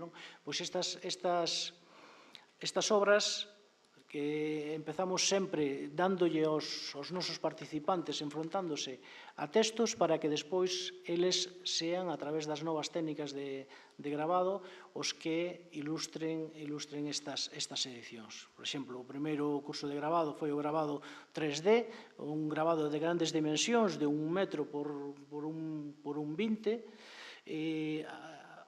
Aires da miña terra, gravado V33, que é gravado ao carborundo, gravado a pluma, Rosalía de Castro e Álvaro Paradela, onde hai unha escolma de Follas Novas e onde hai un conto dun noiés, e Álvaro Paradela, que ilustran estes artistas. O gravado a pluma é unha técnica que quedara en desuso, e grazas a este curso se intentou darlle pulo e recuperalo. Gravado a fotograforte, coa reproducción facsímil de Rumores de los Pinos, a homenaxe a Pablo Picasso que fixemos fai uns anos sobre o linogravado, e o ano pasado esa homenaxe a Ribeira cunha das técnicas tamén novidosas, que é a primeira vez que se impartiu, que é o yotaku gravado, a partir da técnica tradicional xaponesa, o yotaku, onde se saca unha mancha dun peixe natural e se crea un monotipo, pois con este método de estampación conseguiuse pasar esa mancha de peixe a unha plancha de cobre e facer esa imaxe que en principio era monotipo, facer unha imaxe múltiple, algo novidoso que queda moi ben explicado en todos os procesos que facemos. Pero agora o museo este ano está intentando dar un paso máis na súa evolución coa incorporación dun novo eixe fundamental, que é o eixe da investigación e o desenvolvemento de novos procesos na gráfica, a imaxe múltiple e a imaxe digital. Este avance vai supor a creación dun Centro Internacional de Difusión e Investigación en Gravado e Arte Digital, consolidando o Museo do Gravado como un referente único na súa especialidade. Sabemos que o noso proxecto é ambicioso. Este Centro Internacional de Difusión e Investigación en Gravado e Arte Digital contará cun equipo de investigación que estará composto por especialistas de diversas institucións, entre elas o propio Museo do Gravado, a Universidade de Santiago, a Universidade de Salamanca, a Universidade de Vigo, a Universidade Politécnica de Valencia, a Universidade Complutense de Madrid, a Concejalía de Cultura de Extremadura e a Universidade de Évora en Portugal. O equipo estará dirixido polo catedrático de gravado da Universidade de Salamanca, José Fuentes, como investigador principal, e dependendo da natureza de cada investigación participarán expertos das universidades mencionadas que xa teñen confirmado a súa colaboración neste anovador proxecto que agardamos ter en funcionamento moi axiña. É un proxecto que, por exemplo, como avance, xa temos 14 proxectos de investigación e desenvolvemento de novas técnicas de gravado aplicadas a imaxe múltiple. Esta imaxe que temos aquí é o último curso que fixemos a finais de xaneiro deste ano, onde os alumnos están recibindo a clase do profesor explicando o método da técnica do alcogravado. Unha técnica do alcogravado que foi patentada, foi a tese doutoral de José Fuentes no ano 72, e un proceso que chegou a usar nos gravados de Tapies, de Miró, usaron esta técnica dos primeiros inicios, e este curso que fixo foi a ampliación e o método con métodos máis modernos para esta imaxe. Algunhas das publicacións, salientar que desde estes anos o museo está recibindo toda a aportación do seu coleccionista, que sigue aportando fondos ano a ano, tanto fondo de gravado solto como libro ilustrado, e tamén doazóns de outros artistas que dá a casualidade de que nunca estiveran no museo, que nos coñeceron a través das redes ou a través do boca a beca ou a través destes cursos de gravado. Por exemplo, o alemán Defler Kappeler, que donou parte da súa obra gráfica ao museo, Albino Fernández, que é a familia de Albino Fernández, que é un dos gravadores argentinos da estampa argentina máis importante, tamén donou a súa fundación parte das obras de Colmeiro.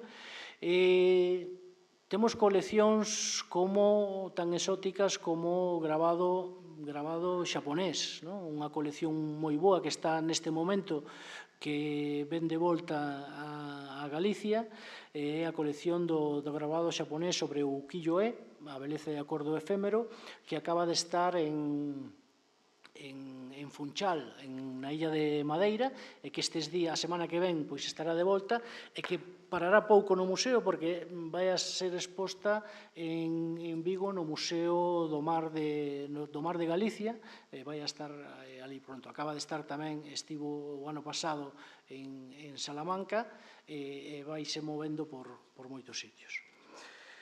Ben, para cumprir os tempos, para explicarlles un pouquinho máis, en 2019, como xa falamos, inaugúrase esa biblioteca ilustrada con uns máis de 8.000 volumes, tanto antigos como contemporáneos, así como obras de consulta sobre arte, mesmo con doazóns como a Biblioteca de Arte de algúns pintores, como Xoán Fernández, que donou toda a súa colección de catálogos a esta biblioteca. Nesta biblioteca ilustrada destacan as coleccións das obras francesas, que abrangue desde todos os clásicos do Renacemento, as obras de Rabelais, Montaigne, La Fontaine, Voltaire, Baudelaire, Proust, Balzac. Bastante numerosa é a colección española, edicións ilustradas de Fernando de Rojas, Calderón de la Barca, Ruiz de Alarcón, Valle Inclán, Zorrilla, etcétera. A literatura inglesa, a literatura latina e grega, pero tamén a literatura alemana e xaponesa. Mellor explicado, poño aquí un pequeno resumo dun documental da biblioteca que nunca foi exposto ao público e que agora teñen a oportunidade de ver.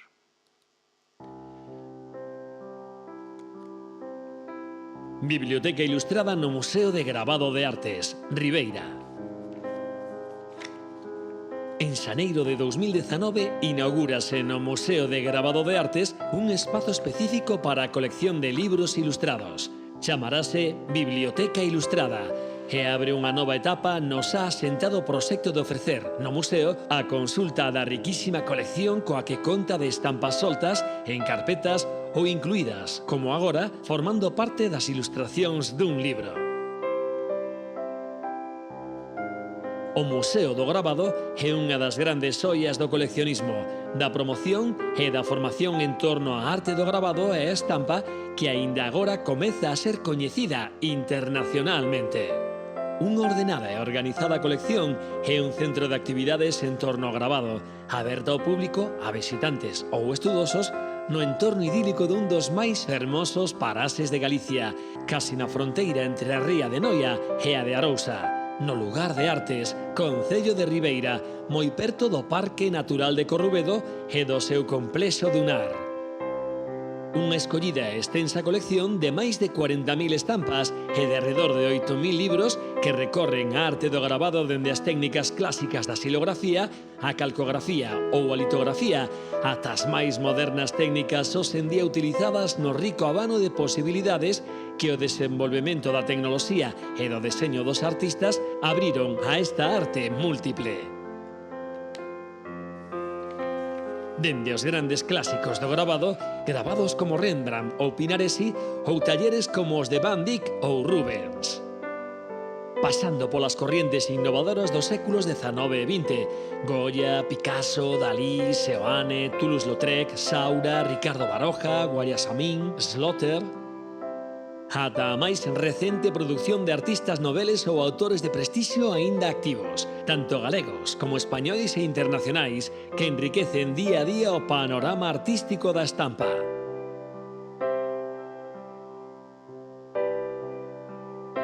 Constituída a fundación e aberto o Museo de Gravado a partir do ano 2001, non é ata xaneiro de 2019, coa axuda da Consellería de Cultura da Xunta de Galicia, que co nome de Biblioteca Ilustrada abre as súas portas e pon a disposición do público a primeira fase dun espacio propio e adaptado que alberga a partir dese momento a rica colección de libros ilustrados coa que conta a institución.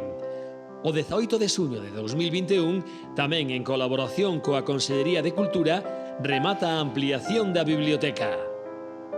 Un fondo atentón máis descoñecido dentro da enorme colección de estampas que os gravados soltos e as carpetas, únicamente pola maior tardanza en contar con instalacións adecuadas para a súa conservación e consulta. Trátase, sen embargo, dun fondo de extraordinaria riqueza, comparable en valor ao das estampas soltas, e que alberga algunha das máis fermosas xoias da historia do libro ilustrado. A colección que se pon a disposición do público, aínda que máis tardía no seu acceso, é, sen embargo, anterior á colección de estampas soltas na estación do Museo de Gravado. Nace nunha bella librería de París onde don Javier Expósito Paradela, que co tempo se convertirá no mecenas, mentor e entusiasta impulsor deste museo, descobre con sorpresa e emoción nunha riquísima colección privada, apenas accesible naquel momento que o libreiro gardaba das máis antigas e fermosas obras ilustradas.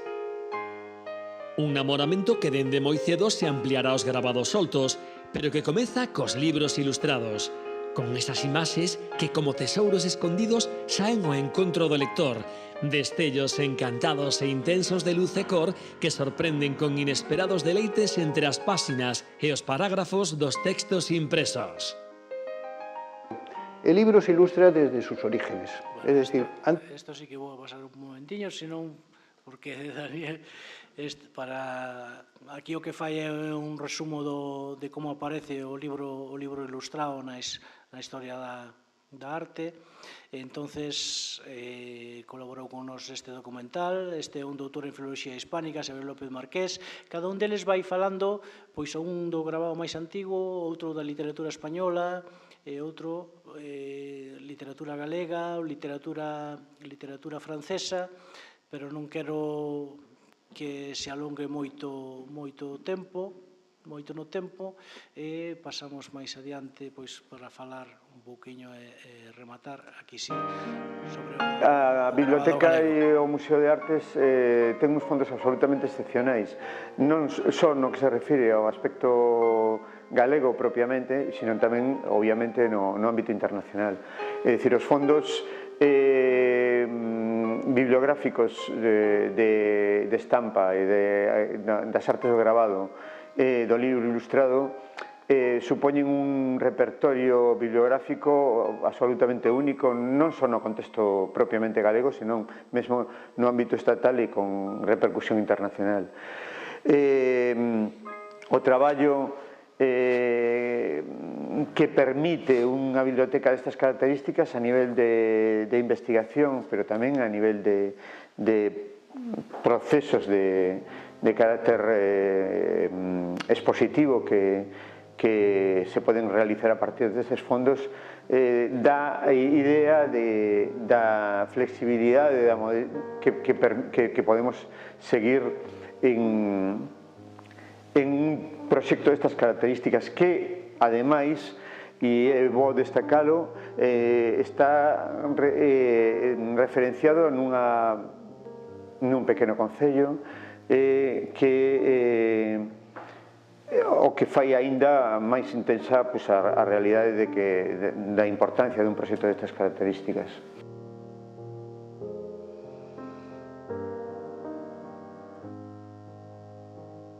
El Museo del Grabado de Artes yo creo que ha sido una sorpresa, y es una sorpresa para todas cuantas personas se acercan aquí por primera vez. Lo fue para las personas que de alguna manera colaboramos o somos amigos de la institución, y lo es cada vez que alguna persona llega por aquí, por estas zonas tan hermosas, y descubre que aparte de los paisajes, de la gastronomía, existe un museo de grabado casi sin paralelo. No creo que haya colecciones en España, yo creo que no sé la Biblioteca Nacional, pero en cualquier caso dudo que existan colecciones como esta, casi estoy seguro. Estamos hablando de grabados sueltos, más de 40.000, pero no grabados cualesquiera, es decir, no son 4 grabados, digamos, sencillos, son grabados desde los orígenes de las primeras épocas del grabado y grabados de los principales artistas, de Rembrandt, Rubens, Picasso, todo cuanto nombre hay de importancia en el grabado, en la historia del grabado, está aquí reflejado. Y aunque pueden existir algunas facsímiles o algunas copias, no son esencialmente grabados, son esencialmente, quiero decir, grabados originales, o sea, grabados de época y grabados hechos mediante las técnicas que se han ido desarrollando en la historia del grabado. Estamos hablando, por lo tanto, de un museo impresionante, de una colección que merece el estudio y que merece sobre todo la visita de la gente. Pero dentro de esa colección existe una, digamos, sección o una segunda parte que, en principio, cuando Javier Espósito, que es, digamos, la persona que está detrás y a quien hay que darle el mérito de esta colección, empezó a coleccionar, fue la primera, antes incluso que la de grabados sueltos, que es la biblioteca, es la colección de libros ilustrados. Estamos hablando lo mismo que estamos hablando del grabado, de las mejores épocas, de los mejores libros, de las mejores joyas del libro ilustrado mundial, en una biblioteca que tiene más de 8.000 volúmenes, de los cuales prácticamente 5.000 son antiguos, o sea, no estamos hablando ni siquiera de ilustración actual, ni ilustración del siglo XX, sino ilustración de 1800 para atrás. Es una biblioteca extraordinaria que, con la ayuda de la Consellería de Cultura de la Xunta de Galicia, ha podido exponerse y ponerse a disposición del público en esta biblioteca, en esta gran sala biblioteca, que recientemente se ha inaugurado una primera parte y ahora tiene una segunda, un segundo nivel, un segundo piso, donde se encuentran miles de libros ilustrados de una extraordinaria belleza, de una enorme calidad y de una completa originalidad.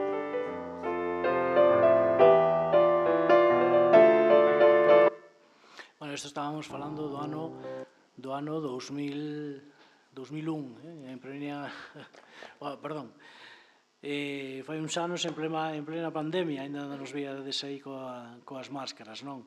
Xa non vou a falar das exposicións que levamos realizadas ao largo destes anos, como esta homenaxe a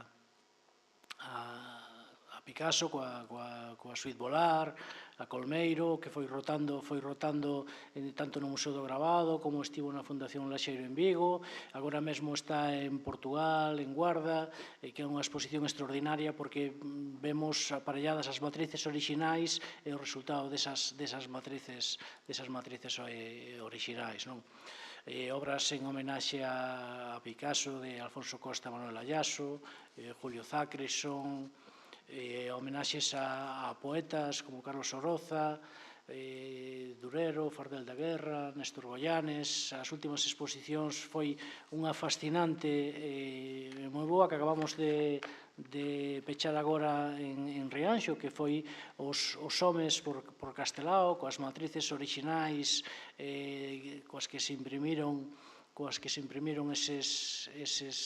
eses monos na publicación xornalística, ou a exposición que ainda temos hoxe dos tres grandes, Baldo Ramos, Pepe Cácamo e Antonio Piñeiro, sobre libro ilustrado.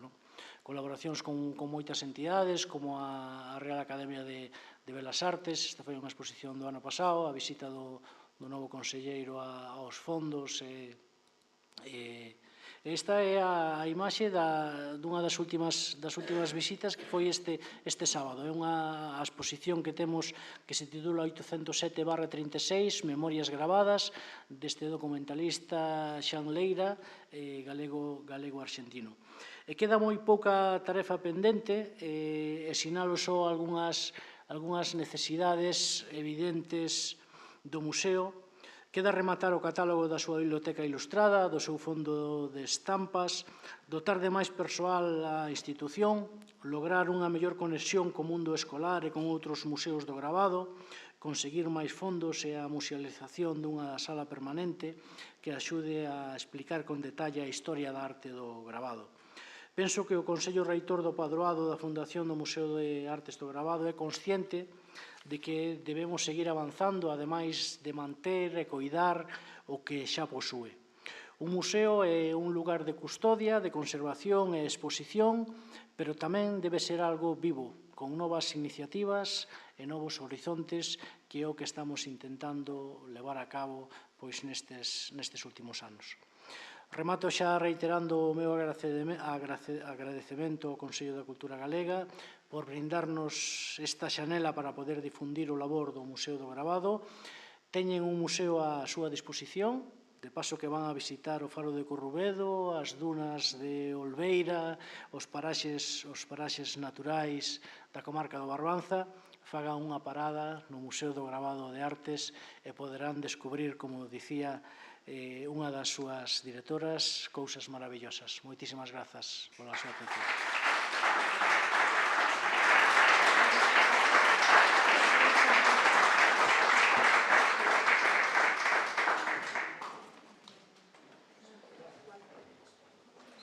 Moitas grazas, Xoán. Vamos un pouco escasos de tempo, así que, se vos parece, podemos deixar para o final as preguntas que pode haber tanto para Pep como para Xoán. Facemos un pequeno descanso de 10 minutos e xa continuamos coa segunda parte, coa mesa redonda. Moitas grazas.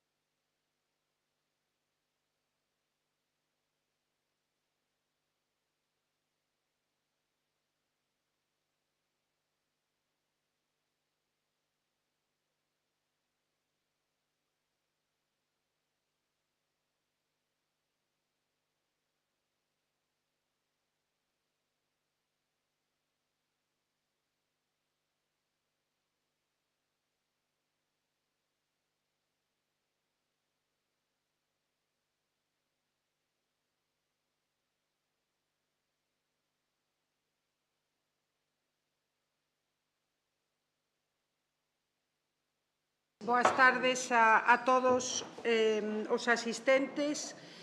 Moitas gracias a todos os asistentes e aos participantes nesta mesa. É un placer contar con todos vós.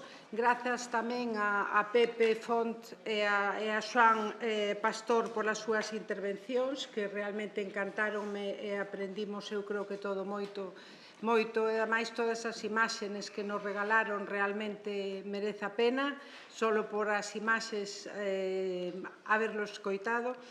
Entrando xa no que na mesa, pareceunos interesante, tanto a Rosario como a min, que participaran expertos de diferentes tipos de coleccións e de formas de coleccionar en Galicia. Así temos representado o coleccionismo privado, a colección dun museo, a colección de unha fundación. Contaremos tamén con unha directora de Galería de Arte que tanto teñen que ver co desenrolo, mantemento do coleccionismo e que son un barómetro importante da situación actual do mercado de arte. Para ir introducindo aos nosos invitados, inda que xa os coñecedes ou a maioría dos presentes aquí, daremos unhas pinceladas dos seus currículums. Empezaremos por Juan Outeira Alvar. É licenciado en Ciencias Químicas con especialidade en Química de Materiais e Química Estrutural e máster en Química Avanzada pola Universidade de Santiago de Compostela. No ámbito profesional realizou labores docentes e investigadoras no CICUS, posteriormente no sector privado traballou en I+D+I en control de calidade en diversos laboratorios da industria química. A súa traxectoria como coleccionista comezou en 2016 e actualmente participa de forma activa en proxectos de mecenado artístico promovendo iniciativas culturais a través do apoio a exposicións e publicacións. Dende o 2023 é membro do padroado da Fundación Didac e co paso do tempo foi conformando unha colección privada que trascende o meramente acumulativo buscando artellar un discurso coherente ao redor da arte contemporánea. Javier Pérez Buján é licenciado en Filosofía e Ciencias de Educación pola Universidade de Santiago de Compostela, traballando no Departamento de Socioloxía en diversos proxectos de investigación. Cursou o programa de doutoramento en Antropoloxía Cultural tamén na USC e tamén é máster en Xestión e Políticas Culturais por a Universidade Autónoma de Barcelona. Comeza a traballar no campo das artes plásticas como director da Galería Abel Lepina en Vigo.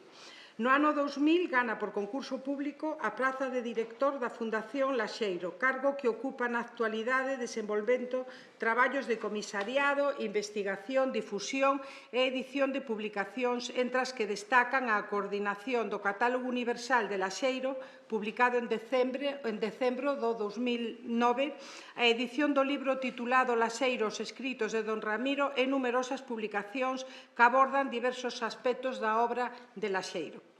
Publicou tamén máis dunha trintena de textos sobre diversos artistas e comisariou máis de 20 proxectos expositivos de artistas contemporáneos, ademais de diversas exposicións colectivas de artistas gallegos. María de los Ángeles Tilbe Jar é licenciada en Xeografía e Historia, sección Historia da Arte, especialidade de Arte Moderna e Contemporánea pola USC. Dende outubro de 2023 é directora do Museo de Pontevedra, centro onde iniciou a súa carreira como bolseira no ano 1987. Sendo conservadora de 1990, é responsable da área de coleccións desde 2021. Ademais da súa participación como relatora e docente en congresos, seminarios e cursos, ten unha amplia experiencia como coordinadora e comisaria e máis de medio cento de exposicións temporais.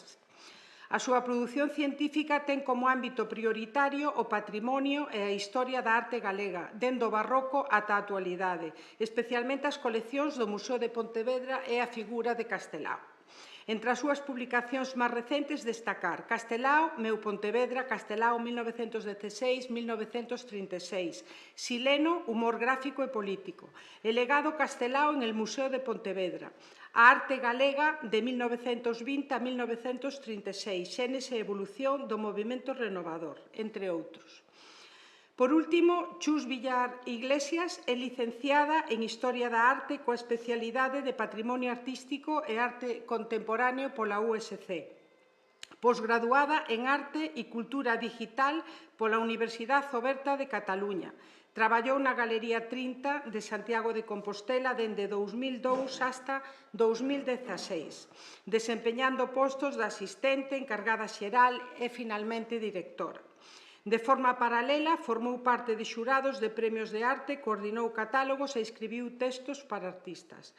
Co-comisariou, xunto co escritor Juan Bonilla, a primeira exposición retrospectiva da obra fotográfica de Baldomero Pestana, no Instituto Cervantes de Madrid, tamén en París e tamén na Cidade da Cultura de Santiago. No ano 2023 comisaría o proxecto División Simple de unha roca de granito, do artista Alberto Odériz, na Cidade da Cultura de Santiago. En decembro de 2017 abre a Galería Nordés en Santiago.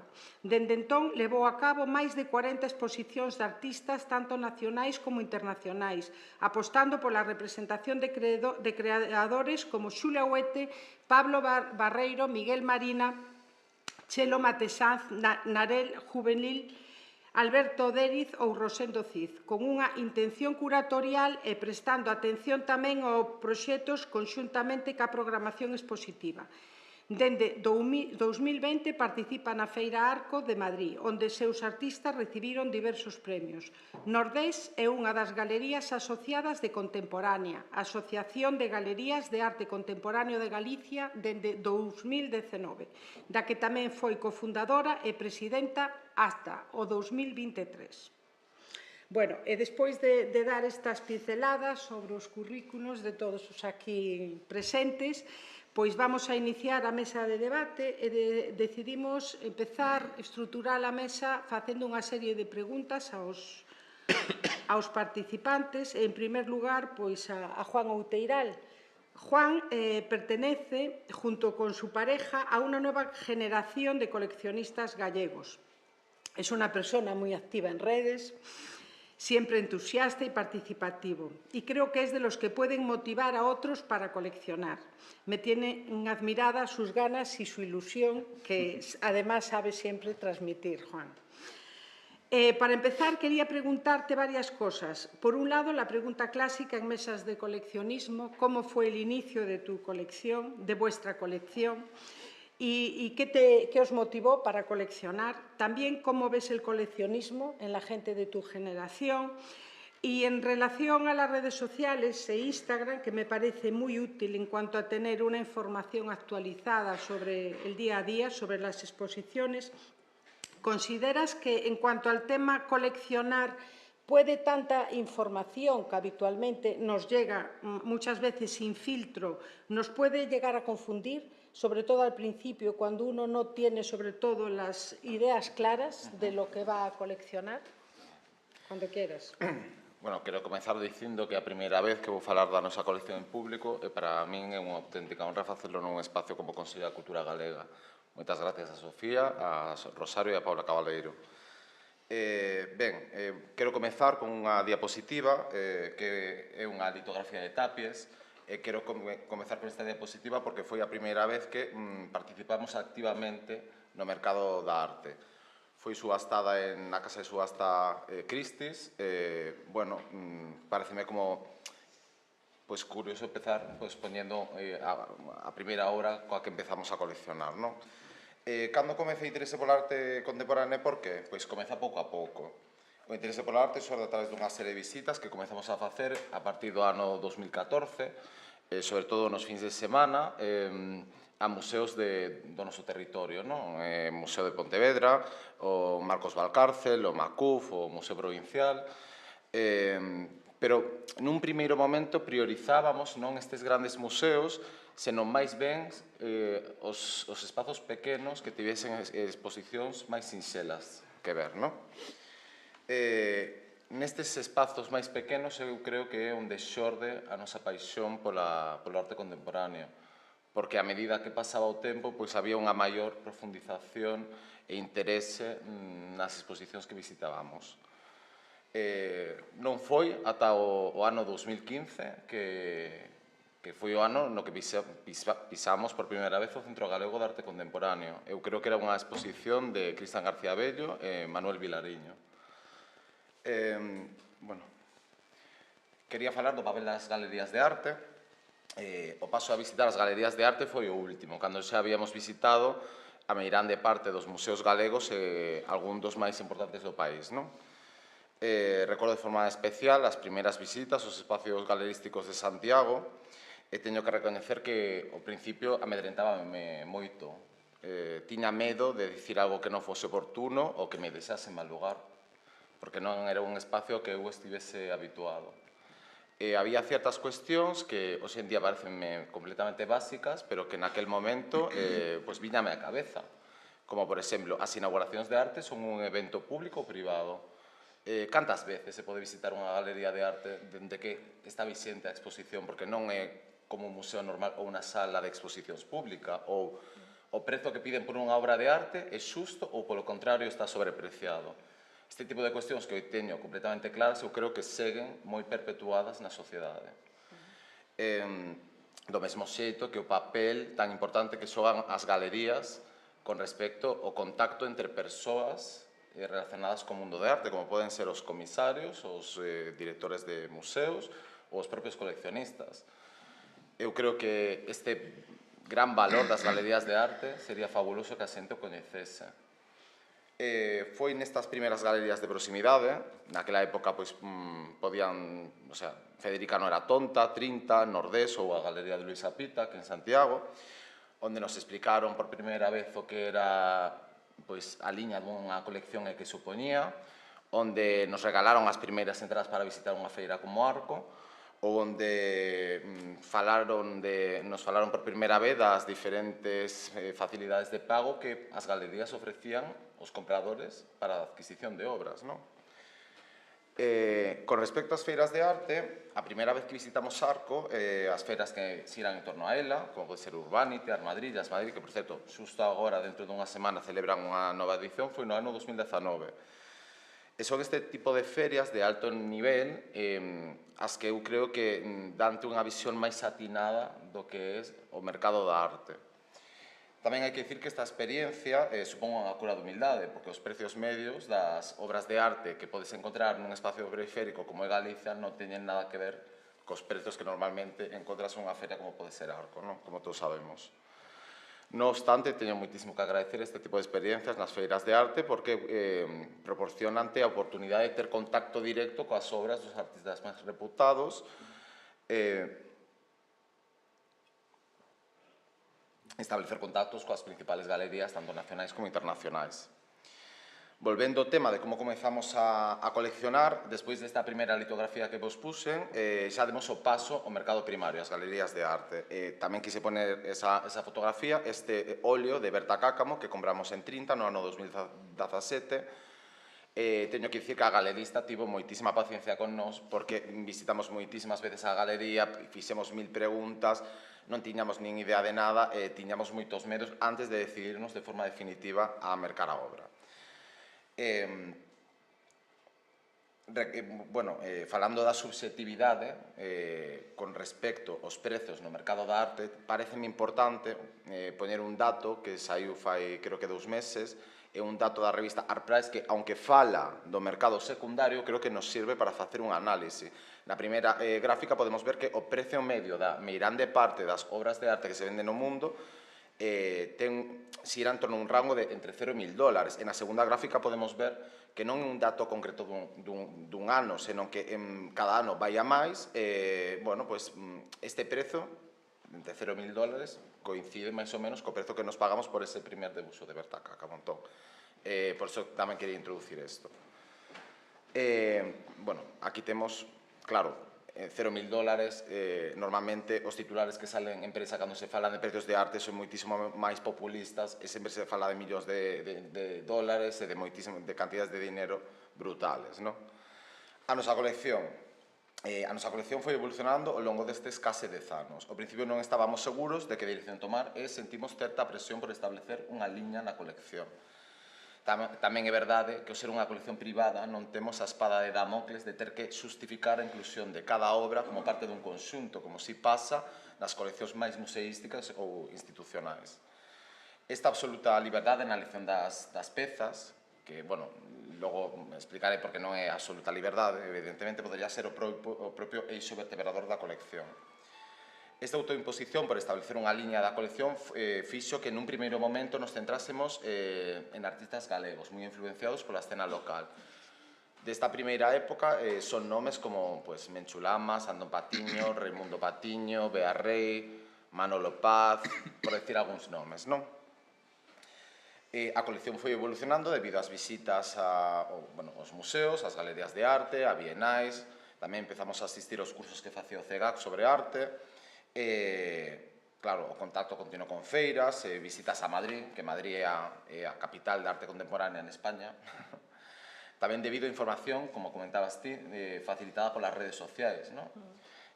Aínda que unha colección aberta, todo este percorrido permitiu establecer poñer os nosos intereses en consolidar unha liña máis afinada na que na actualidade certos formatos como a fotografía foron tomando paulatinamente un papel central transformándose nunha linguaxe preferente. Aquí pareceme importante poñer fotos, inda que non vou comentar cada foto moito para non pasarme de tempo, pois para que vos fagades unha idea exigua do que é a colección, non? Algúnas fotografías, por exemplo, estas de Lua Rivera, como comentaba antes Pepe, é unha das 3 artistas que forma parte da prestixiosa Asencia Magnum. Estas fotografías son unha iniciativa que tivo Magnum na época da pandemia, que nun espazo acotado de tempo puso a venda unhas fotografías das súas artistas representadas. Nicolás Combarro está mercamos aquí na Galería Nordés, nunha exposición colectiva. Esta peza forma parte do proxecto que Nicolás Combarro fixo na Academia de Belas Artes de España en Roma. Eva Lot, esta fotografía, a conseguimos nunha subasta. Exemplares desta fotografía, por exemplo, teñen museos como o Arteon de Vitoria ou a colección Helga de Alvear, que antes falamos dela. Helmut Newton, aquí quero parar un poquinho máis porque eu lle teño moito cariño a esta peza e penso que é unha das pezas clave da colección. Foi subastada na casa de subasta Philips de Reino Unido. Representa a Natasha Kinski, filla do actor Klaus Kinski, que era un dos actores fatiches de Bernard Herzog, que está sostendo unha boneca que representa a Marlene Dietrich, non? Foi nunha sesión de fotos que fixo Helmut Newton para Playboy. Esta foto pertencía á colección persoal de Simón de Purí, que é un subastador que o chaman o Mick Jagger da subasta, porque é moi mediático e chegou a subastar lotes tan curiosos como media hora de gimnasio con Madonna. Esta foto, cando puxamos por ela, tiñamos 3 finalistas. Eu pensei que non íbamos a levar ninguna, porque estábamos de vacacións en Lanzarote, fallaba a conexión continuamente, tiveron que chamarnos a casa de subastas, evidentemente en inglés, era todo un lío, e ao final a levamos, e creo que de toda a colección que se subastaba de Helmut Newton, a única fotografía que veu a España foi esta. Wolfgang Tillmans, esta é unha foto de 3, outros exemplares, o ten o Guggenheim de Nova York,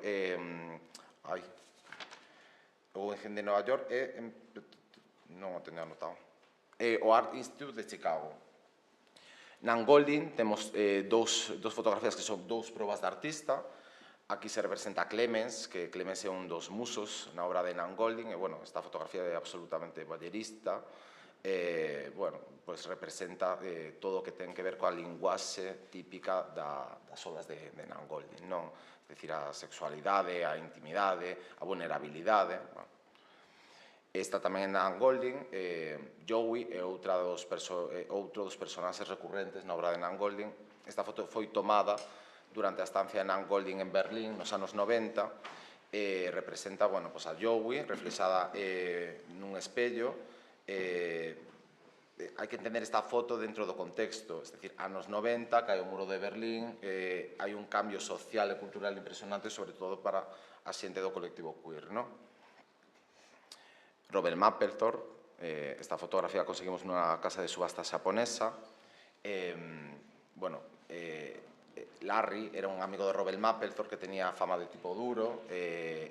Robert Mapplethorpe consegue chegar a unha parte máis introspectiva, unha fotografía, digamos, máis psicolóxica del, e desprendelo desa masculinidade tan típica, non? Ulay e Marina Abramovic, esta foto, xa estou acabando cas fotos, foi tomada nos anos 80. Es como 2 minutos máis. Sí, vale, vale, vou pasando. Gonza Gallego, este chaval non o coñece nade, pero é unha aposta persoal, vale? O que quería decir é que no proceso de adquisición hai diversidade de factores que determinan a incorporación de novas obras. O principal, se somos sinceros, é o factor económico como factor limitante. Pero, evidentemente, por unha mesma cantidade podese tomar decisións máis ou menos acertadas. Con isto quero dicir que cada vez estou máis convencido de que as obras que forman parte da nosa pequena colección son unha testemunha do tempo no que foron adquiridas, da formación na arte contemporánea que teñamos nese momento e das aspiracións máis ou menos elevadas da colección. Vou poñer unha serie, estas son fotos da colección que non forman parte das fotografías, Rosana Antolí, Mar Ramón, Sandra Cinto, Julia Huete, bueno, este é un dos cadros que máis lle gusta a xente cando ven a miña casa, e o mercamos nunha boa época porque agora están facendo outra cosa e son moitos máis caros. Este dibuixo de tinta de boli sobre papel, mercamos directamente na Andy Warhol Foundation, é moi bonito, a verdade, non? Agora o que fixen, xa para rematar, ocorreuseme darlle todo o archivo que temos con todos os ficheiros da colección de inteligencia artificial e que me dera unha serie de conclusións. Levei unha sorpresa como moi positiva, porque dime conta, o sea, número de obras, antes falamos de coleccións e está xente acostumada a 10.000, 20.000, aquí máis ou menos son 100. Dime conta de que é unha colección feminista, porque un 56% das artistas representadas son mulleres. Eu non tiña nin idea desto, e isto de alguna forma demostra que cando faz unha colección basándote únicamente nas obras de arte sen ter en conta os presuicios de xénero, sempre se tende unha equidade, unha paridade, non? Depois, outros datos, o 52% son emerxentes, un 31% de media carreira e un 17% consagrados. E xa para rematar, as conclusións que non vou afondar, o tema de fiscalidade e lei de mecenado, aínda que a reforma do 2023 supuso melloras con respecto ao tema da fiscalidade na adquisición de obras de arte para coleccionistas privados, hai moito que mellorar, non? E podemos nos fixar en países como Francia, Reino Unido, Estados Unidos, que, serían exemplos maravillosos para traer a España, non? A posición e responsabilidade do coleccionista dentro do mercado da arte, o coleccionista non só merca arte, senón que ten que formar parte de todo o proceso creativo, ten que apoiar os artistas, ten que participar na celebración de exposicións e incluso nas publicacións, non? O último, aquí xa remato, eu defendo a protección das galerías de arte, pero tamén reivindico o mercado secundario. Eu creo na convivencia de ambos modelos. Creo que ambos modelos son perfectamente compatibles. E a última diapositiva é esta, na que demostro que, os principales museos do mundo están facendo isto sen ningún tipo de complexos. Hai unha colaboración e unha retroalimentación continua entre galerías de arte, museos, mercado secundario. Para rematar, se vos dades conta, nos entramos no mercado da arte a través do mercado secundario e a partir de aí, xa fomos ao mercado primario. Xa está. Moitas grazas. Gracias, Juan. Gracias.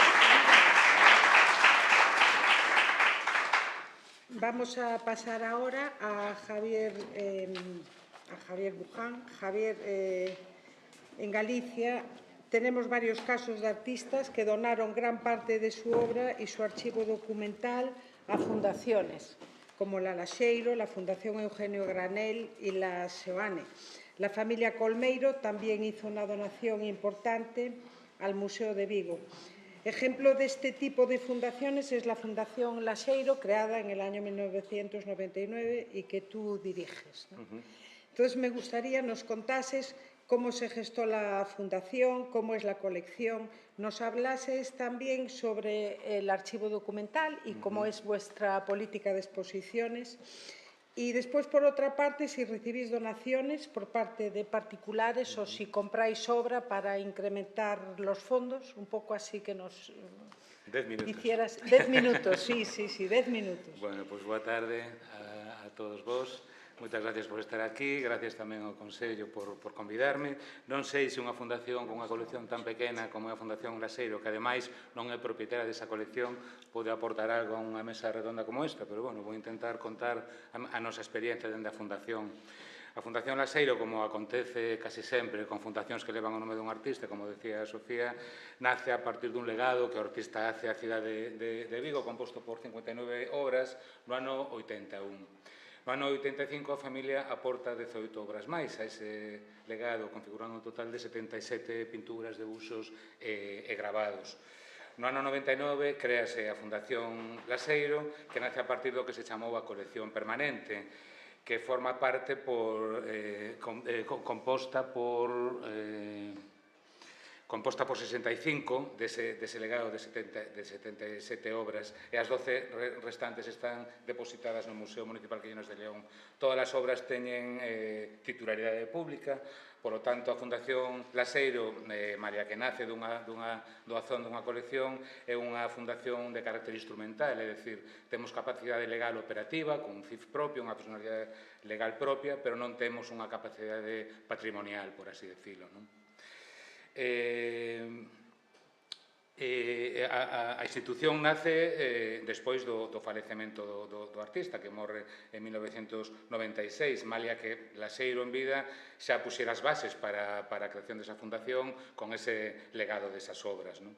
En 2000 a Fundación comeza a ter unha actividade propia, na que, ademais de custodiar, conservar, exhibir e difundir a colección permanente, comeza a deseñar unha programación anual na que se combinan expos que teñen que ver con Laseiro e co seu contexto histórico, principalmente a vanguarda histórica e os novos, o grupo dos novos, combinados con propostas de artistas emerxentes, arte contemporánea, seguindo un desexo que o propio Laseiro expresara en vida. El sempre decía que non quería que se algunha vez había unha fundación que levara o seu nome fora unha especie de templo ou de mausoleo para recordarlo a él, senón que quería estar en contacto co que acontecía no panorama contemporáneo. Cando empezamos a programar, enseguida nos decatamos de que unha das patas dos eixos vertebradores da actividade da Fundación tiña que ser tamén a investigación, porque ata ese momento a publicación que máis obra tiña catalogada do artista era un catálogo do CEGAC, que lle dedicaron a retrospectiva en 1996, meses antes do falecemento do artista, que recolleu unhas 350 obras de Laseiro. Entón empezamos a pensar xa dende o principio na posibilidade de catalogar obra inédita e na posibilidade de algún día publicar un catálogo universal. Unha das razóns que nos levaron a este proxecto de intentar catalogar toda a obra de Laseiro foi tamén separar un pouco as obras auténticas das que non o eran, porque percibíamos que no mercado circulaban moitas obras falsas ou cando menos dubidosas do artista.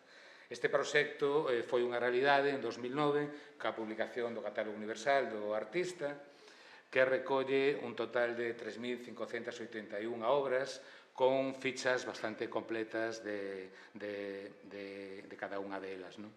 En canto ao que me pregunta sobre o arquivo, temos que dicir que a Fundación Laseiro empezou con esa doazón do que se chamou a colección permanente, da que non é propietaria, e non tiñamos apenas arquivo documental máis que o inventariado das obras e a súa fotografía e a súa procedencia. Empezamos a recopilar documentación fotográfica, documentos, etc., dunha forma moi precaria, con persoas que coñeceran a Laseiro, poñendo o noso dispor imaxes, por exemplo, ou cartas ou documentos, ou comprando catálogos de exposicións en subastas, en internet, e fomos pouco a pouco facéndonos cun arquivo bastante precario, por decirlo así. Pero a este pequeno arquivo hai que sumar outros arquivos que se foron sumando á Fundación, como foi o depósito de todos os escritos que Laseiro fixera, un depósito que a familia fixo en 2010 na Fundación. Este foi un traballo precioso que acabou tendo forma neste libro que se chama Os escritos de Don Ramiro, publicado en castelán e en galego no ano 2011, e foi un traballo precioso, como digo, porque os documentos orixineis eran recortes de papel, panos de cafeterías, papéis soltos, algúns párrafos soltos escritos en follas de respeto de outras publicacións, etc. O sea, que foi case un traballo de arqueoloxía. Procedimos a clasificar por temas ou por xénero literario todos eses escritos, ese material, estructurando por capítulos en textos poéticos, textos sobre arte, conferencias, ficcións, unha obriña de teatro que había tamén, semblanzas de amigos, representantes, membros do mundo da cultura da época de Laseiro, e algún capítulo máis que non recordo. Fixemos un traballo con moito mimo, un traballo de edición con moito mimo, no que colaborou, por certo, unha traballadora desta casa, Anxos Sumai, e ao final conseguimos editar esta publicación tanto en galego como en castelán, como digo, non?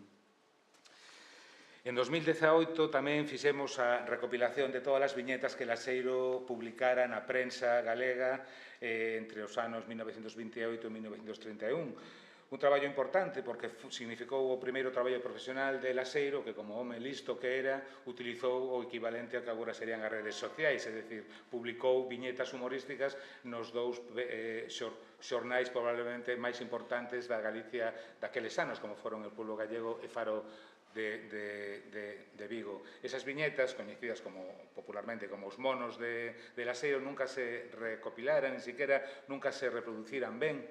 Entón, fixemos ese traballo, fixemos unha exposición na que mostramos todas as reproduccións de todos os monos, que son, quero recordar que son 49 viñetas, e fixemos un acordo con Aiovento e pudimos publicar todos os monos, o cal quedaron tamén catalogados para a posteridade, non?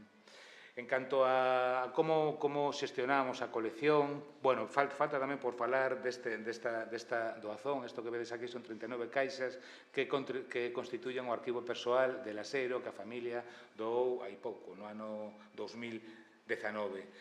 Estas caixas conteñen a biblioteca personal de Laseiro, discos, documentos en audio, algún vídeo, catálogos de exposicións súas, recortes de prensa, obxetos persoais, etc. Están pendentes do seu inventariado e catalogación que faremos nestes anos próximos, e de aí posiblemente salgan bastantes claves para entender a mentalidade, para entender a obra de Laseiro e posibilitarán posiblemente levar adiante algún proxecto de investigación interesante e algún proxecto expositivo, non?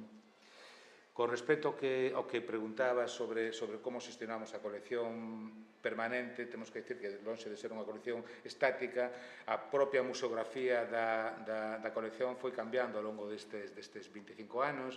Comezou tendo unha museografía moi canónica, moi clásica, que ofrecía un percorrido estrictamente cronolóxico por as 65 obras que compoñen a colección. Unha formulación, para mi gusto, un pouco aburrida, porque eu, cando vou ver unha exposición, o que busco primeiro é un goce estético desa experiencia, non? Logo xa buscarei información sobre a evolución do artista ou sobre o seu contexto histórico e cultural, pero sí é certo que resulta moi útil para as actividades didácticas que facemos ou para as visitas comentadas, non?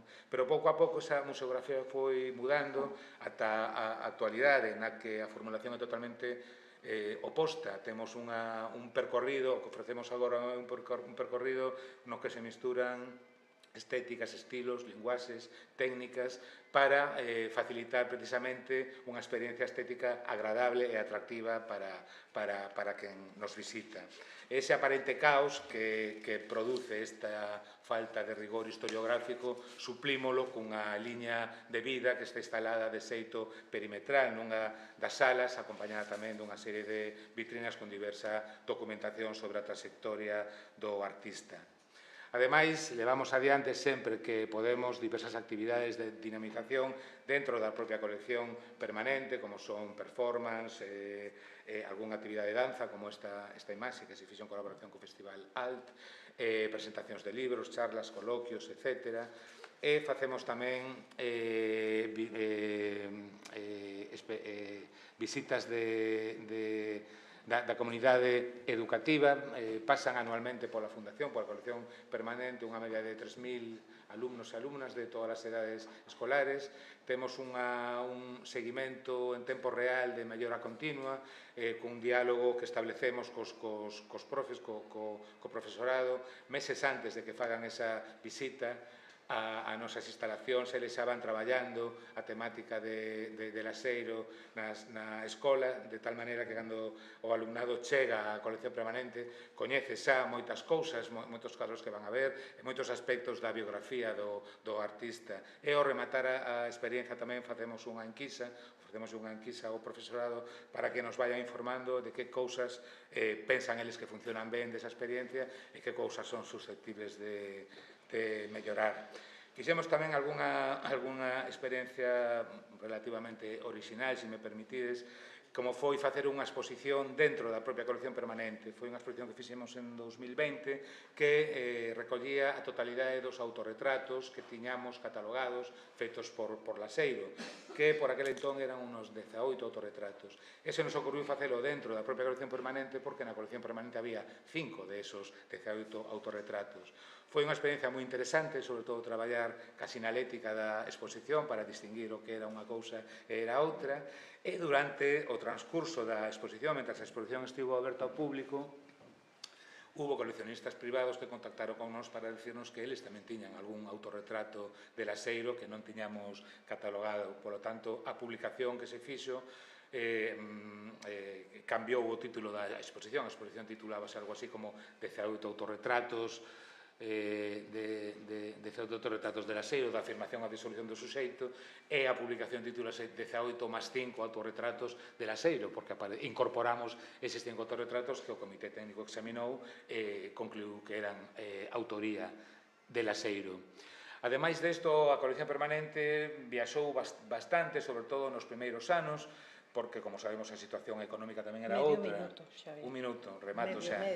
A situación económica era outra. Hasta 2008 tiñamos bastante colaboración, non só das institucións públicas que nos apoian, sino tamén que conseguíamos, neso penso que fomos pioneiros tamén no eido cultural en Galicia, de conseguir bastantes patrocinios privados. E a colección permanente viaxou en 2001 a La Habana, cumplindo un bello desexo de Laseiro, que decidira ser artista na súa estadía en La Habana cando era un adolescente, pero nunca conseguira volver a Habana para expoñer. En 2001 levamos a colección permanente alí.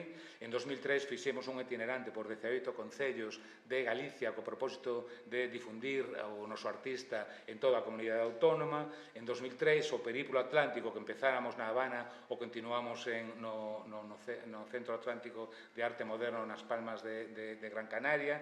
En ese mesmo ano estuvemos no Instituto Cervantes tamén, en Lisboa, e rematamos esa itinerancia de momento cunha exposición en Bos Aires no Museo Nacional de Belas Artes, donde non se levou a colección permanente, pero sí gran parte das obras da colección permanente.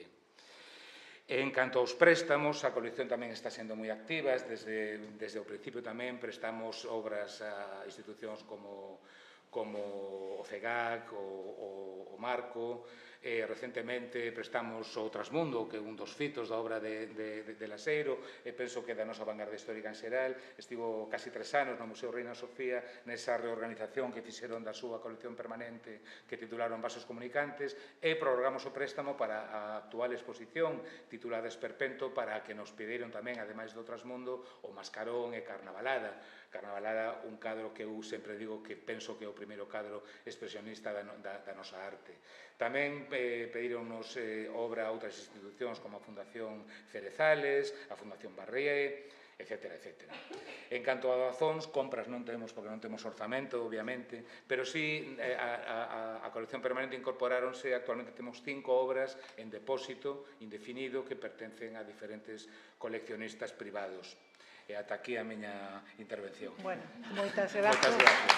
Nos quedou claro o que é a Fundación e todo o traballo que desenvolvedes nela que non é pouco. Moitas gracias. Bueno, vamos a pasar agora a Ángeles. Cuando uno acude al Museo de Pontevedra siempre queda admirado por todos los fondos artísticos, bibliográficos, documentales y todo el rico legado con el que contáis. Es raro ver una exposición de nuestro patrimonio en donde no haya obra cedida por el Museo de Pontevedra. Nos gustaría nos hablase sobre la estructura de la colección, los archivos, los proyectos expositivos que estáis haciendo en la actualidad, ¿no?, de revisión de la colección. También sabemos que recibe importantes donaciones, ¿no?, de artistas. Es un museo que genera confianza, como Leopoldo Novoa, Berta Cáccamo. ¿Nos podrías comentar también si, aparte de eso, os incorporáis arte contemporáneo o si hay proyectos en la colección con la próxima Bienal de Pontevedra? Muy bien. Cuando quieras. Bueno, pues quero empezar a agradecervos a ti, Sofía, e a Rosario, a vosa invitación a participar hoxe, e, por suposto, ao Consello da Cultura Galega, e felicitarvos por esta iniciativa de pôr en conxunto as experiencias de tantos profesionais distintos que nos dedicamos a este bonito mundo. Vai ser moi complicado que dea feito en 10 minutos un mínimo repasiño que o museo e as preguntas que ti me fas, pero, bueno, empezo por decir que somos un museo provincial dependente da Deputación, que nacemos preto de 100 anos, que cumplimos no ano 1927, dentro do espírito da xeración Nós, na que estaban imbuídos os seus creadores, e que somos un museo tamén nacemos recollendo a tradición dunha antigua sociedade arqueolóxica do século XIX, por estas circunstancias a nosa colección é moi sui generis, é moi complexa, é un museo que poderíamos calificar como enciclopédico. Temos coleccións de todo tipo, desde a antigüedade máis, o sea, os primeiros vestixios da humanidade ata o século XXI, ata hoxe mesmo. E todo tipo de materiais, o sea, tanto desde pintura, escultura, artes decorativas. Bueno, moitas veces nos decimos que, bueno, o que queiras, topámoslo no museo. Ademais de eso, contamos tamén con un importantísimo arquivo documental con documentos que van desde o século XIV ata a actualidade, e un arquivo gráfico espectacular, tamén con imaxes desde as primeiras reproduccións fotográficas da historia, e desde un principio hubo ese carácter da investigación, estuvo sempre presente na historia do museo. Traigo aquí as imaxes porque tamén somos particulares nesto. Somos un museo que realmente somos casi un campus museal en Pontevedra, porque somos 6 edificios actualmente, ainda que agora temos o edificio fundacional do ano 29 e o edificio García Flórez en rehabilitación. Actualmente solamente están abertas ao público o edificio Castelao do ano 2013 e o edificio Sarmiento do ano 84. Pero próximamente vamos a ser 7 edificios porque se incorporou tamén ao museo o convento de Santa Clara, co que estamos agora mesmo na fase do proxecto de execución e que será a 7ª sede do museo. Con este panorama está tamén prevista a reorganización de todos os fondos do museo cando teñamos disponibles os 7 edificios. Actualmente, como decía, solamente están abertos 2, están as salas de exposición permanente son 30 e van desde a arqueoloxía a fundamentalmente arte galega e española, desde a prehistoria ata a actualidade, pero fundamentalmente sobre todo a partir da parte da arte galega, porque realmente ahora mismo temos expostas únicamente algúns exemplos moi importantes, pero bastante menos numerosos que galegos do século XIX, en español. Tamén hai dúas salas que están dedicadas monográficamente a Castelao, que é unha figura indiscutible para a historia da arte galega e incluso para o noso museo, xa que el participou na creación do museo e dispoñemos, a parte do seu arquivo, da súa biblioteca, pois preto de 2000 orixinais do artista. Castelao é, por eso, unha dos artistas que está como prioritario na nosa política de adquisicións do museo. E aquí proxecto algunhas das últimas, non vou comentar moito as cousas máis ben sobre as imaxes, porque senón non vai ser imposible que me dé tempo. Bueno, a parte da colección de Castelao, da importancia da incorporación de novas obras de Castelao, está tamén no noso interés a recuperación de obras de artistas galegos no exilio, dos que moitos deles tiñamos xa representados no museo, pero que na súa produción anterior á Guerra Civil. Neste sentido, poderonse adquirir desde a década do 2000 importantes exemplos da produción de artistas, por exemplo, como Maruja Mayo, os que aquí mostramos. Precisamente nesa liña instalouse no museo unha sección dedicada a esta parte da guerra, da represión e do exilio, e é tamén unha das actividades que se están promovendo nestes últimos anos, son seminarios ou conferencias, etcétera, sobre a recuperación da arte galega no exilio. Outra dos intereses tamén para nós é a muller, a parte da preparación, a programación de exposicións dedicadas a arte feito por mulleres, ou, por exemplo, a visita virtual que se está accesible na web ás coleccións de artistas mulleres no museo. Programamos tamén anualmente, xa vamos pola terceira edición, que precisamente celebraremos este próximo venres, o seminario Museos, Feminismos e Canon, onde se analiza os cambios que se veñen xenerando ao longo da historia na percepción da muller e que temos que facer para que isto mellore e siga adiante. Tamén, dentro do campo da investigación e un pouco ao fío que ti me comentabas, programamos o ano pasado, por exemplo, a exposición Berta Cáccamo Correspondencias de Arquivo, un proxecto que para nós foi especial porque non só supuxo o poder expoñer a obra de Berta no museo, senón que coa complicidade e a xenerosidade da súa familia, do legado do Berta Cáccamo, pois supón a incorporación de todo o arquivo da artista ao Museo de Pontevedra, e mesmo de unha obra que tamén nos van a donar. Esta exposición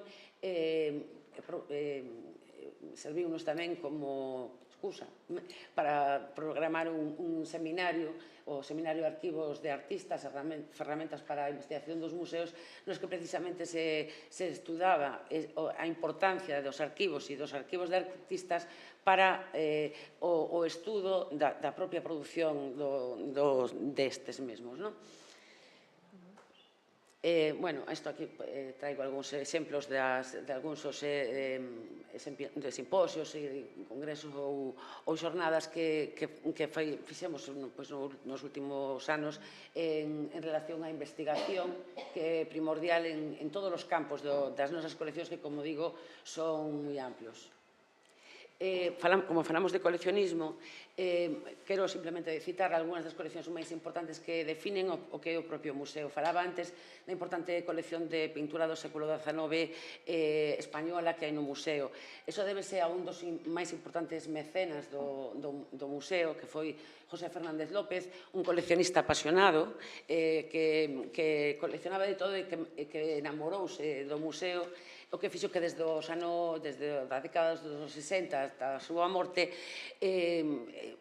comprase incluso pensando nas necesidades do museo, o que nos permite ter unha colección espectacular de obras moi importantes desde o gótico, por exemplo, pintura gótica, fundamentalmente pintura, pero tamén hai algúns exemplos de escultura, do barroco, aquí temos a Berruguete, Antonio de Puga, Camprobín, Pacheco, o sea, cousa que sería imposible para un museo como de Pontevedra provincial tela se non fose por un coleccionista. Por iso nós tamén defendemos moito o valor do coleccionismo e dos coleccionistas.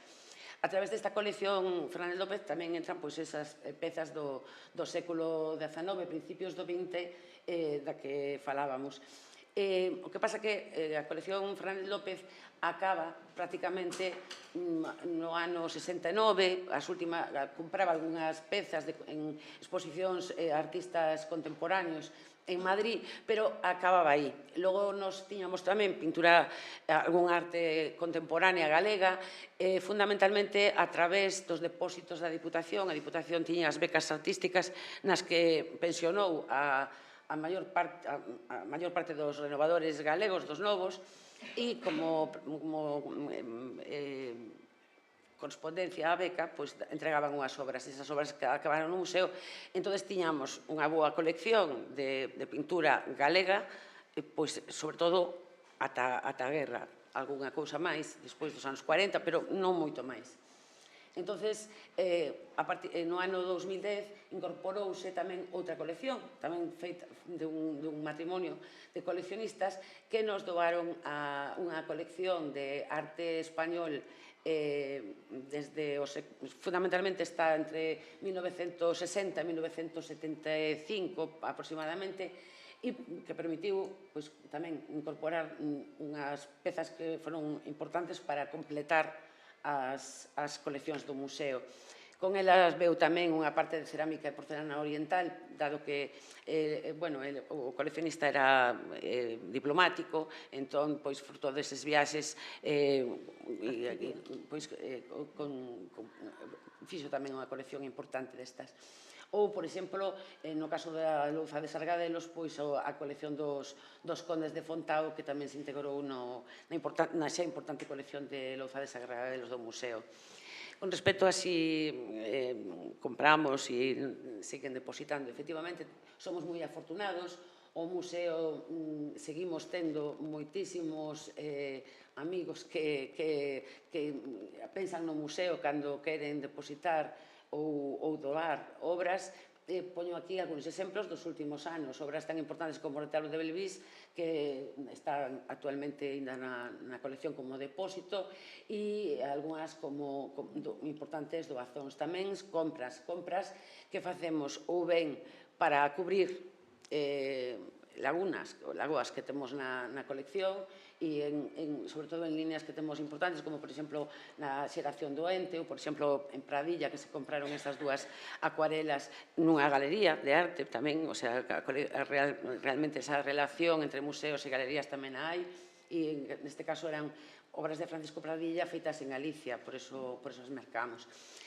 Con respecto á arte contemporánea, como éramos conscientes da falta desa pintura galega máis actual, en la que o museo tiña uns recursos moi limitados, empezouse xa nos anos 90 a incorporar obras de artistas que faltaban na colección, artistas que creímos que era interesante incorporar.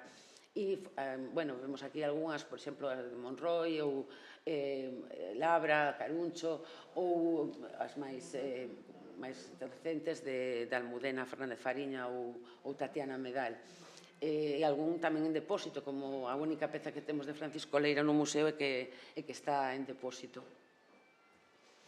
E tamén algunhas delas nos chegan a raíz de exposicións que se organizan no museo a determinados artistas, como é o caso de Elena Colbeiro, de Solveira, de Quesada ou de Jorge Castillo, que fixo que ou ben os artistas ou os familiares deles, dos xa fallecidos, pensaran no museo como lugar para... Eran, sobre todo, obras que non tiñamos, artistas que non tiñamos representados na colección. Non é o caso de Castillo de Colmeira, que sí que teñamos algunha obra, pero, bueno, se incorporaron estas últimamente. E a máis recente é a importantísima doazón que fixo a viúva de Leopoldo Novoa no ano 2023 de 62 obras do artista. E unhas pezas realmente fantásticas. Un artista, además, moi vinculado ao museo, porque era Pontevedrés e moi vinculado xa en tempos. Con respecto ao museo... Medio minuto. Pois nada, vou rápido. A ver, como somos conscientes que as nosas coleccións chegan hasta un período cronolóxico determinado e que precisamente as intervencións máis actuais faltan da colección e é difícil que se poida incorporar todo, pois pensamos que era moi interesante facer un tipo de intervencións na propia exposición permanente de artistas aos que se lle propón que pensen en un proxecto que se fai exprofeso para o museo e en relación coas coleccións. De momento fixeronse dúas, a primeira delas foi feita por Mónica Alonso, a apel do museo, e a segunda, infiltracións de Alberto Baralla, que está a piques de rematar, e de que vemos aí a Alberto, que fixo realmente unha experiencia fantástica de pintar durante a navegación dunha adorna, dun bote polveiro, e que precisamente tivemos que levantar a vela estes días porque vai a expoñerse tamén en Arco, o que foi para nós unha boísima noticia, que pensaran en que esta experiencia promovida desde o museo pois pudera expoñerse en Arco. Teño que decir que este proxecto de infiltracións que continuará dentro de pouquiño con unha intervención de Marta Pazos está comisariada polo querido amigo Iñaki Martínez Antelo e que está tendo ademais moi boa acollida por parte do público, xa que está nos permitindo que, ao mellor, público que podían estar máis afastados do que é unha colección, digamos, clásica, están achegando ao museo a través deste tipo de accións que promovemos. O mesmo sería o caso da exposición que tivemos este verano pasado, onde dialogaba a colección do museo coa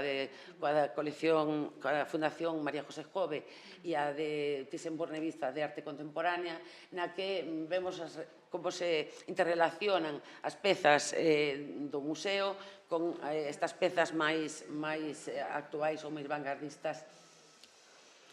Tamén, ademais de exposicións dedicadas retrospectivas a artistas destacados da arte galega como Úbeda, como Cisclo Manzano ou como Meana, temos tamén unha estreita colaboración coa Facultade de Belas Artes de Pontevedra, como non podía ser de outra maneira, e nos últimos anos vimos facendo unha serie de exposicións nas que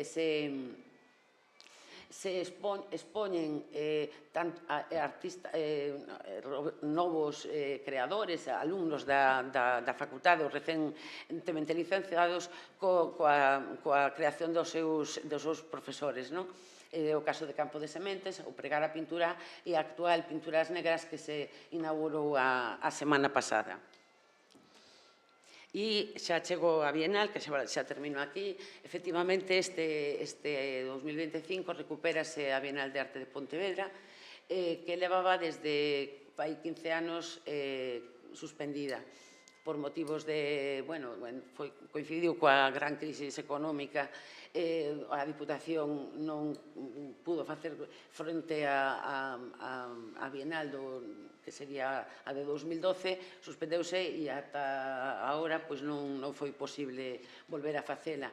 Esta Bienal, que estará comisariada por José Antón Castro, vai a estar dedicada ao lema a volver a ser humanos ante a dor dos demais, reflexiona sobre pois o contexto actual, sobre a guerra, sobre as migracións, sobre todo o que estamos vivindo nestes momentos da historia, non?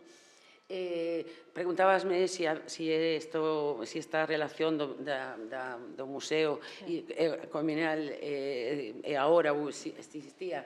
Realmente o museo estivo involucrada sempre na Bienal desde a reformulación desta. A Bienal de Pontevedra é a máis antiga de España, que naceu no ano 69, pero, bueno, con uns parámetros un pouco rancios, e foi reformulada a mediados dos 80.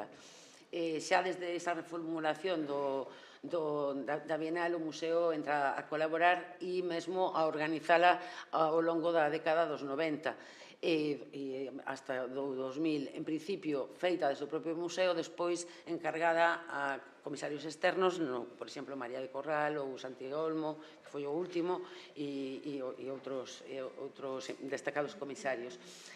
Nos, aparte de eso, seremos sede, como sempre, de parte da Bienal, porque a Bienal vai a desenvolverse en outros espazos, como, por exemplo, a Fundación Manolo Moldes, a Facultade de Belas Artes, o Pazo da Cultura de Pontevedra, as Rúas, a Fundación Rosón, RAC, ou sea que xa anuncio que estará desde o 23 de xuño ata o 30 de setembro e esperamos que todos acudan a Pontevedra a Bienal e ao museo. Gracias. Perdón, porque sé que me pasei. Un museo tan extenso en 10 minutos imposible. Para outra vez tens que vir, temos que darte o tempo que realmente precisas. Non sei, penso que me pasei, tendes que disculpar. Bueno, moitas gracias. Por último, non podíamos ter unha mesa de coleccionismo e de colección sin contar con unha galería de arte. É a galerista que é unha das que máis sabe de galerismo, pola experiencia que ten é Chus, non? Bueno, Chus, temos unhas preguntas para ti, un pouco para desarrollar, pero un pouco xa sabes que a intervención un pouco logo como ti organices, pero a idea era que nos contases como ves na actualidade o coleccionismo tanto privado como institucional en Galicia, la relación galerista-coleccionista. Tú inauguraste tu galería en Santiago inicialmente y ahora te trasladaste no hace mucho tiempo a La Coruña. A pesar de ser dos ciudades tan próximas, ¿realmente notas diferencia? ¿Tuviste una motivación especial en relación al coleccionismo en ese sentido? Y también si una ciudad como La Coruña, con la Fundación Jove, la colección Barrié, la Fundación MOP y todo lo que conlleva Inditex, ¿crees que está produciendo un cambio a nivel del coleccionismo, al menos en la ciudad de La Coruña o en Galicia? ¿Qué es lo que opinas? Pues a ver, está un pouco atacada porque se conta pouco tempo e que non preparei algo adaptado. Pois vou a deixar un pouco como na galería, como na programación, que fluya. Entonces, bueno, antes de nada, sumome o agradecemento, o convite, creo que estos encontros son enriquecedores, e necesarios, e logo me fai especial ilusión, pois, compartila cun coleccionista da galería, que é a primeira vez, e, ademais, desos coleccionistas tamén, xunto caso da parella, tan necesarios de novas xeracións, porque, por desgraza, sabemos que a precariedade do sector está tamén no coleccionismo, que no país en España non é minoritario en xeral, igual con o noso sector, e, bueno, sempre se agradece todo o que... E logo que, bueno, nos coñecimos desde os inicios, máis ou menos, da galería e de que comezaban a ir a galerías tamén, e foi, bueno, pois como ir en paralelo en ese sentido, igual que hubo, digo sempre, cos artistas tamén, e que se comparten moitas cousas que creo que son imprescindibles, como é, pois, a paixón, a curiosidade, que Juan en concreto ten moita, pregunta moito, aprendeu moito, está sempre aí, ou están os dous aí, e a verdade, pois, pasan a formar parte do ecosistema, non? Da arte e, bueno, que compartimos todos. A galería, vou ir así un pouco dunha cousa a outra, pois si nace aquí en Santiago, en decembro, prácticamente o 18, en decembro do 17, que me apetecía acabar o ano así, abrindo unha galería.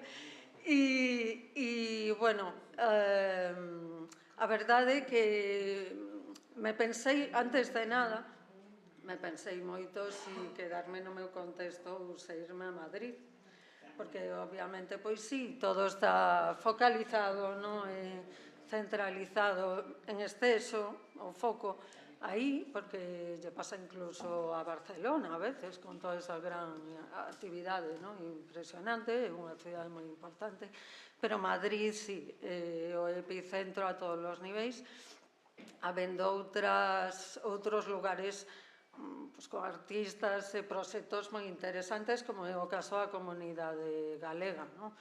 Bueno, eu levo media vida aquí, son de Santiago de Adopción, como a maioría, me quedei despois de estudiar Historia da Arte, aquí está unha profesora, está un artista, bueno, estamos todos como en familia, e, bueno, para mí, non sei, me parecía importante aportar a ese contexto, traballar desde el, a pesar de que sei que é moito máis complicado, non quero complicarme máis a vida todavía. Pero, bueno, que se pode facer, e máis en estos momentos nos que tamén pois todos traballamos ou nos coñecemos dun xeito digital, global, nos movemos, bueno, en fin. Dentro do meu proxecto, a miña intención tamén era pois moverme a un nivel físico, participar en feiras, bueno, dentro da relación cos coleccionistas, que son unha parte fundamental da galería, porque sen eles pois non existiríamos, igual que é necesario, por desgracia, algunhas axudas, pero que dan sentido ao que facemos, tanto o interés que teñen na programación como o apoio económico, tamén para os artistas, perdón, que teño que beber,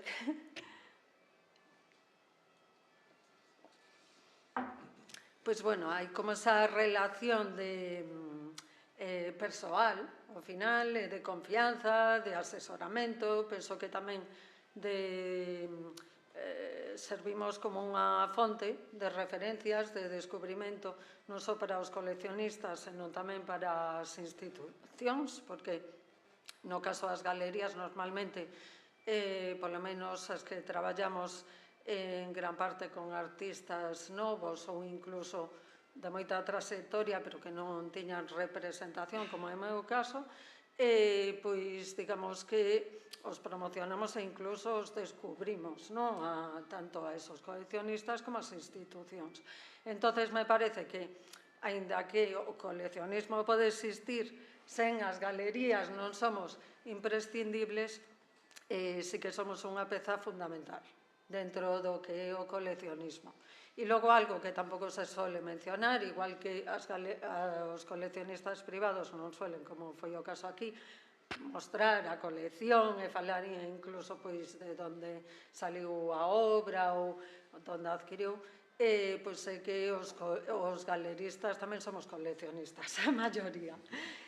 Maior ou menor medida, a veces frustrados, porque, bueno, por cuestións económicas, a mí é como que me dá pena normalmente que se vayan as obras, aínda que me fai moita ilusión, e o necesito, e unha labor fundamental é dirixir precisamente a obra, o traballo, e ao final tamén facer o currículum en gran parte dos artistas cos que traballamos a boas coleccións.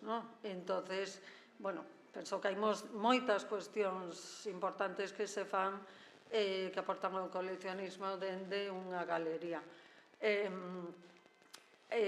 Teño algunha reivindicación tamén a ese respecto, por exemplo, que falaba recientemente en algún caso concreto de algunha exposición ou algunha obra que adquiriu algunha colección, que incluso a veces son propostas ou producións ou comisariados, se se quere decir así, que parten da propia galería e que despois a veces acaban nunha colección institucional ou nun catálogo, pero nunca se sabe nada desa historia. O sea, as galerías normalmente se nos menciona como mercado, como unha tenda prácticamente, ou como se fósemos todas iguales, como se todos os proxectos fósemos iguales.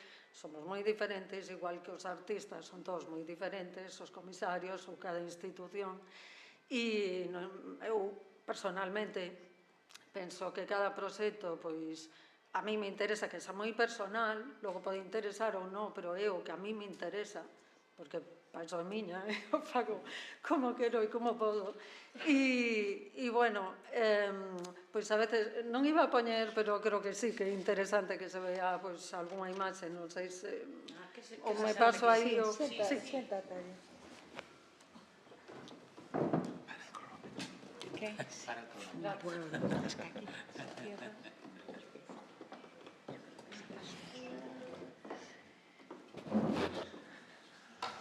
Esto que mencionaba, por ejemplo, ¿esto funciona? Sí, sí. Sí, sí. Hasta ahora.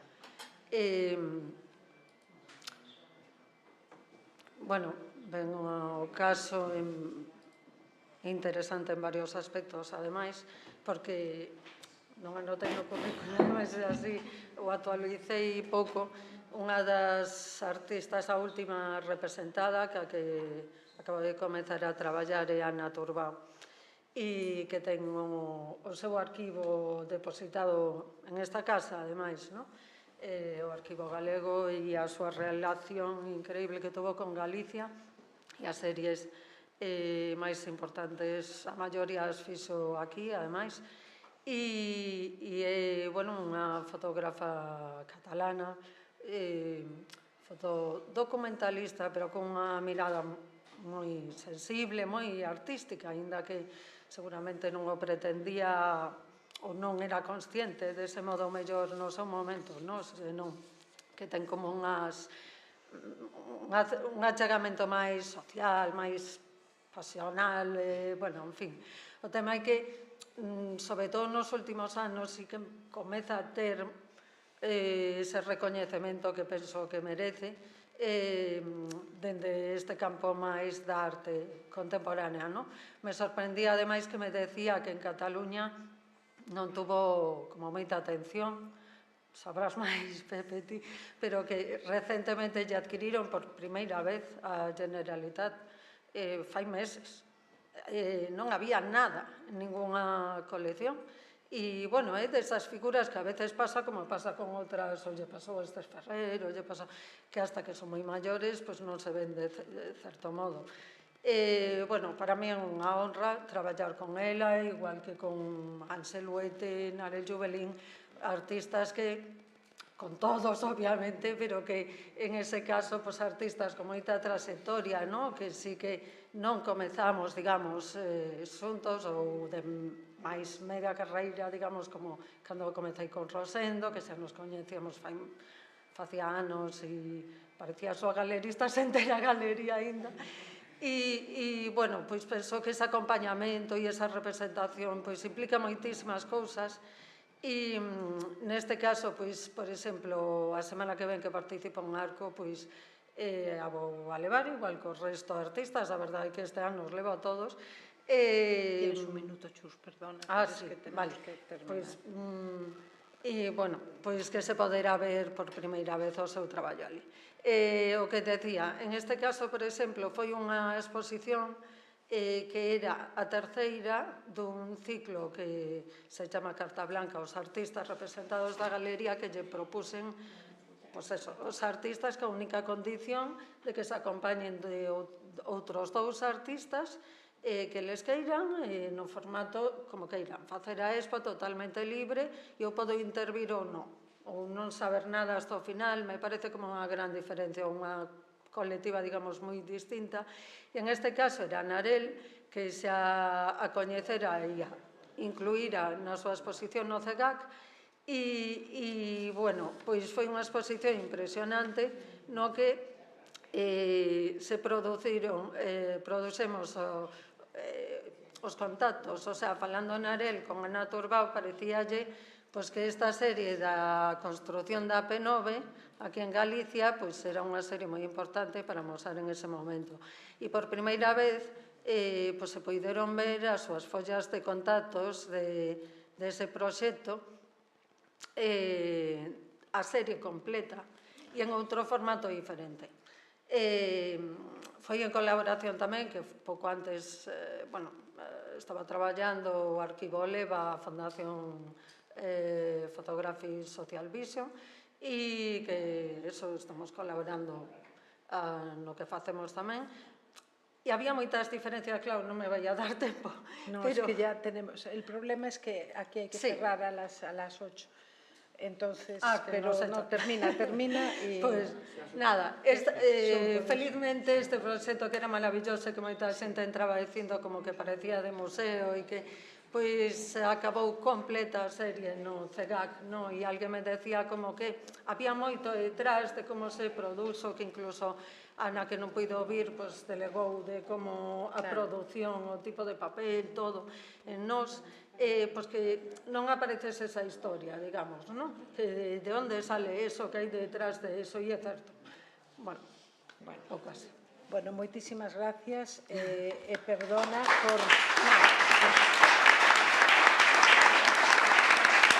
por terte que interrumpir, pero bueno, ademais, eu sei que sí, que o público ten moitas ganas de preguntar, pero non sei hasta que punto, eu creo que non sei se temos tempo para pasar ao turno de preguntas.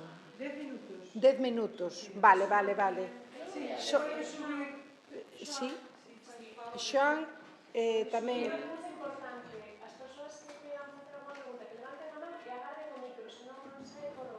Claro. Bueno, vamos a pasar entón ao turno de preguntas. Solo me gustaría comentar unha cousa falando de fundacións. Non quero deixar de mencionar que aquí está entre nós Mai Moldes, que fixo, que está levando a cabo, creou a fundación de Manolo Moldes e está facendo unha labor encomiable, así que tamén desde a mesa, parabéns, vale, por todo o teu traballo.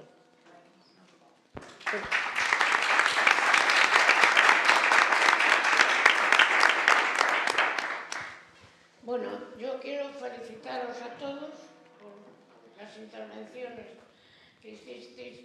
A mí me pareció muy interesante lo que oí hoy aquí. Y quería mencionar que, claro, hay dos coleccionistas privados, que son Sofía y Juan, y alguna más mujer que está por ahí detrás. Decir solamente que los dos tenéis obras de dos artistas que acaban de morir hace muy poco. Juan tiene obras de Bea Rey, por ejemplo, que es una mujer que descubrió a Rosario Sarmiento hace muchos años y que con toda esta cosa de inflación de mujeres, a esta señora nunca se la tuvo en cuenta en Galicia, ahora se murió, viene una fotito en el periódico y se acabó. Y es increíble. Y esto, Sofía tiene de otro artista que se murió hace muy poco, que es Joao Sarmento. Entonces yo quiero hacer una mención de esos dos grandes artistas que están en vuestras colecciones, porque las demás sois colecciones por medio públicas o galerías o tal. Ellos son coleccionistas privados, lo cual supone en este país una cosa muy importante y muy relevante, porque no es un país precisamente donde haya una cultura de coleccionismo en Galicia, y sobre todo de coleccionismo contemporáneo. Dejemos a Laxeiro e dejemos a Palmeiro e dejemos... Sí, bueno. Bueno, los coleccionistas catalanes nos sentimos muy solidarios con los gallegos. Los coleccionistas catalanes nos sentimos muy solidarios con los gallegos. Yo me acabo de enterar de que acaba de morir Bearré, no sabía nada y... Sí, murió en 2024, es que no lo sabía nadie. Claro, y claro, una reseñita supongo, ¿no? Pero realmente poca gente sabe que era la única mujer viva en España que tenía un museo con obra suya, era la única. Museo, bueno, eu o visité dúas veces. Sí. O museo que os 3 ou 4 anos pechou. Entón, é unha auténtica vergonza que unha muller como ele, unha artista tan extraordinaria, con todo ese legado, esté pechado e olvidado, porque ademais, claro, é un legado particular que neste momento pertence a súa irmán, que é unha muller tamén moi maior, como era Bea, e iso, esta señora non ten heredeiros, ten un sobrinho, pero, bueno, é dicir, que todo ese museo, además, feito extraordinariamente, con un gran diseño, con unas instalaciones extraordinarias, está pechado e olvidado. Bueno, e aquí parece que non pasa nada, é dicir, parece que non pasa nada porque ese museo se pechara, ou parece que tampouco pasa nada porque o Museo do Castro este pechado con unas extraordinarias coleccións. Esa outra, cando estamos falando de museos e coleccións e demais, e o primer museo de arte contemporánea en Galicia foi o Museo do Castro. Eso dá para outra mesa. Eso dá para outra mesa.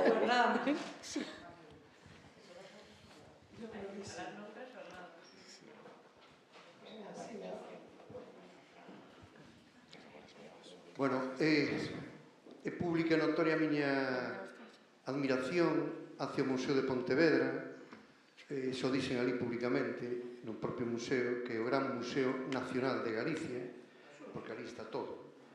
Pero é unha bágoa, hoxe, que o importante fondo de fotografía histórica, José Suárez, Zagala, Pintos, non aparecerá reflexado na reflexión, creo que non é só un problema de tempo, é tamén unha bágoa que non aparece reflexado na colección que se exhibe actualmente, como falaches, Ángeles, de que posiblemente vai haber unha remodelación da exposición, aprendamos todos un pouquiño do Centro Nacional Reina Sofía, que xa a fotografía, incluso documental e xornalística, aparecía reflexada na anterior mirada do Centro Nacional e mesmo na actual mirada que hai no Centro Nacional de Reina Sofía. Esperemos que o Museo de Pontevedra se vanguarda e inclúe tamén os seus magníficos fondos históricos de fotografía na súa exhibición. Mira, grazas, Xurxo. Mira, non lo dixen, evidentemente, por problemas de tempo e por ir acelerada. Centreime nas exposicións que se fixeron máis centradas á arte contemporánea un pouco por o contexto desta mesa, non? Pero xa vos podo anunciar que já non temos a data exacta, pero hacia finais de outubro vamos a ter unha exposición dedicada á historia da fotografía, fundamentalmente Pontevedra, desde os seus orixes ata os anos 20, creo que. Quero dicir, feita por esta Cristina Echave, que é a conservadora de fotografía do museo, onde vai evidentemente estar incluídas Zagala e outros moitos fotógrafos históricos de Pontevedra. Está Cristina Echave e Reyes Camiña, as dúas compañeiras, están traballando nela. E por iso somos conscientes da falta de fotografía na colección. Moitas veces veu motivada nas actuales montaxes por cuestións de conservación, porque o edificio de nova construcción ten bastantes problemas a hora de expoñer, pero evidentemente que esperemos que sea a próxima posibilidade de reorganizar todas as coleccións coas sucesivas incorporacións dos edificios que están en rehabilitación, está previsto dedicar un espazo ou ben integrarla na propia colección ou un espazo dedicado precisamente a ese fondo histórico de fotografía que hai no Museo Pontevedra. Sofía, creo que non che contestei a nada. No, pero... Que me preguntabas. Digo que eso, a falta de tempo, obviamente... Eu, se me permite, Sofía, Sí, quería claro facer que sí. unha breve reflexión que creo que pode estar ben como conclusión a esta mesa redonda tan heteroxénea, non? Que penso que unha colección ten sentido si ten esa entidade como conxunto, o sea, que se é unha unidade todo ese conxunto de obras que a forman, e se se fan cousas con ela, e se ela provoca facer cousas tamén, é dicir, ten un sentido, digamos, patrimonial de creación de patrimonio para a posteridade ou para os coetáneos, pero tamén ten un sentido de mecanismo activador para facer máis cousas, que quizáis é máis o noso caso da Fundación La Sero, posto que a nosa colección é moi pequeniña, pero si foi o xérmolo dunha institución que leva 25 anos funcionando e facendo moitas cousas, non? E penso que esas dúas ideas quizáis unan cada caso que é tan diferente de todos nós. Sí, absolutamente.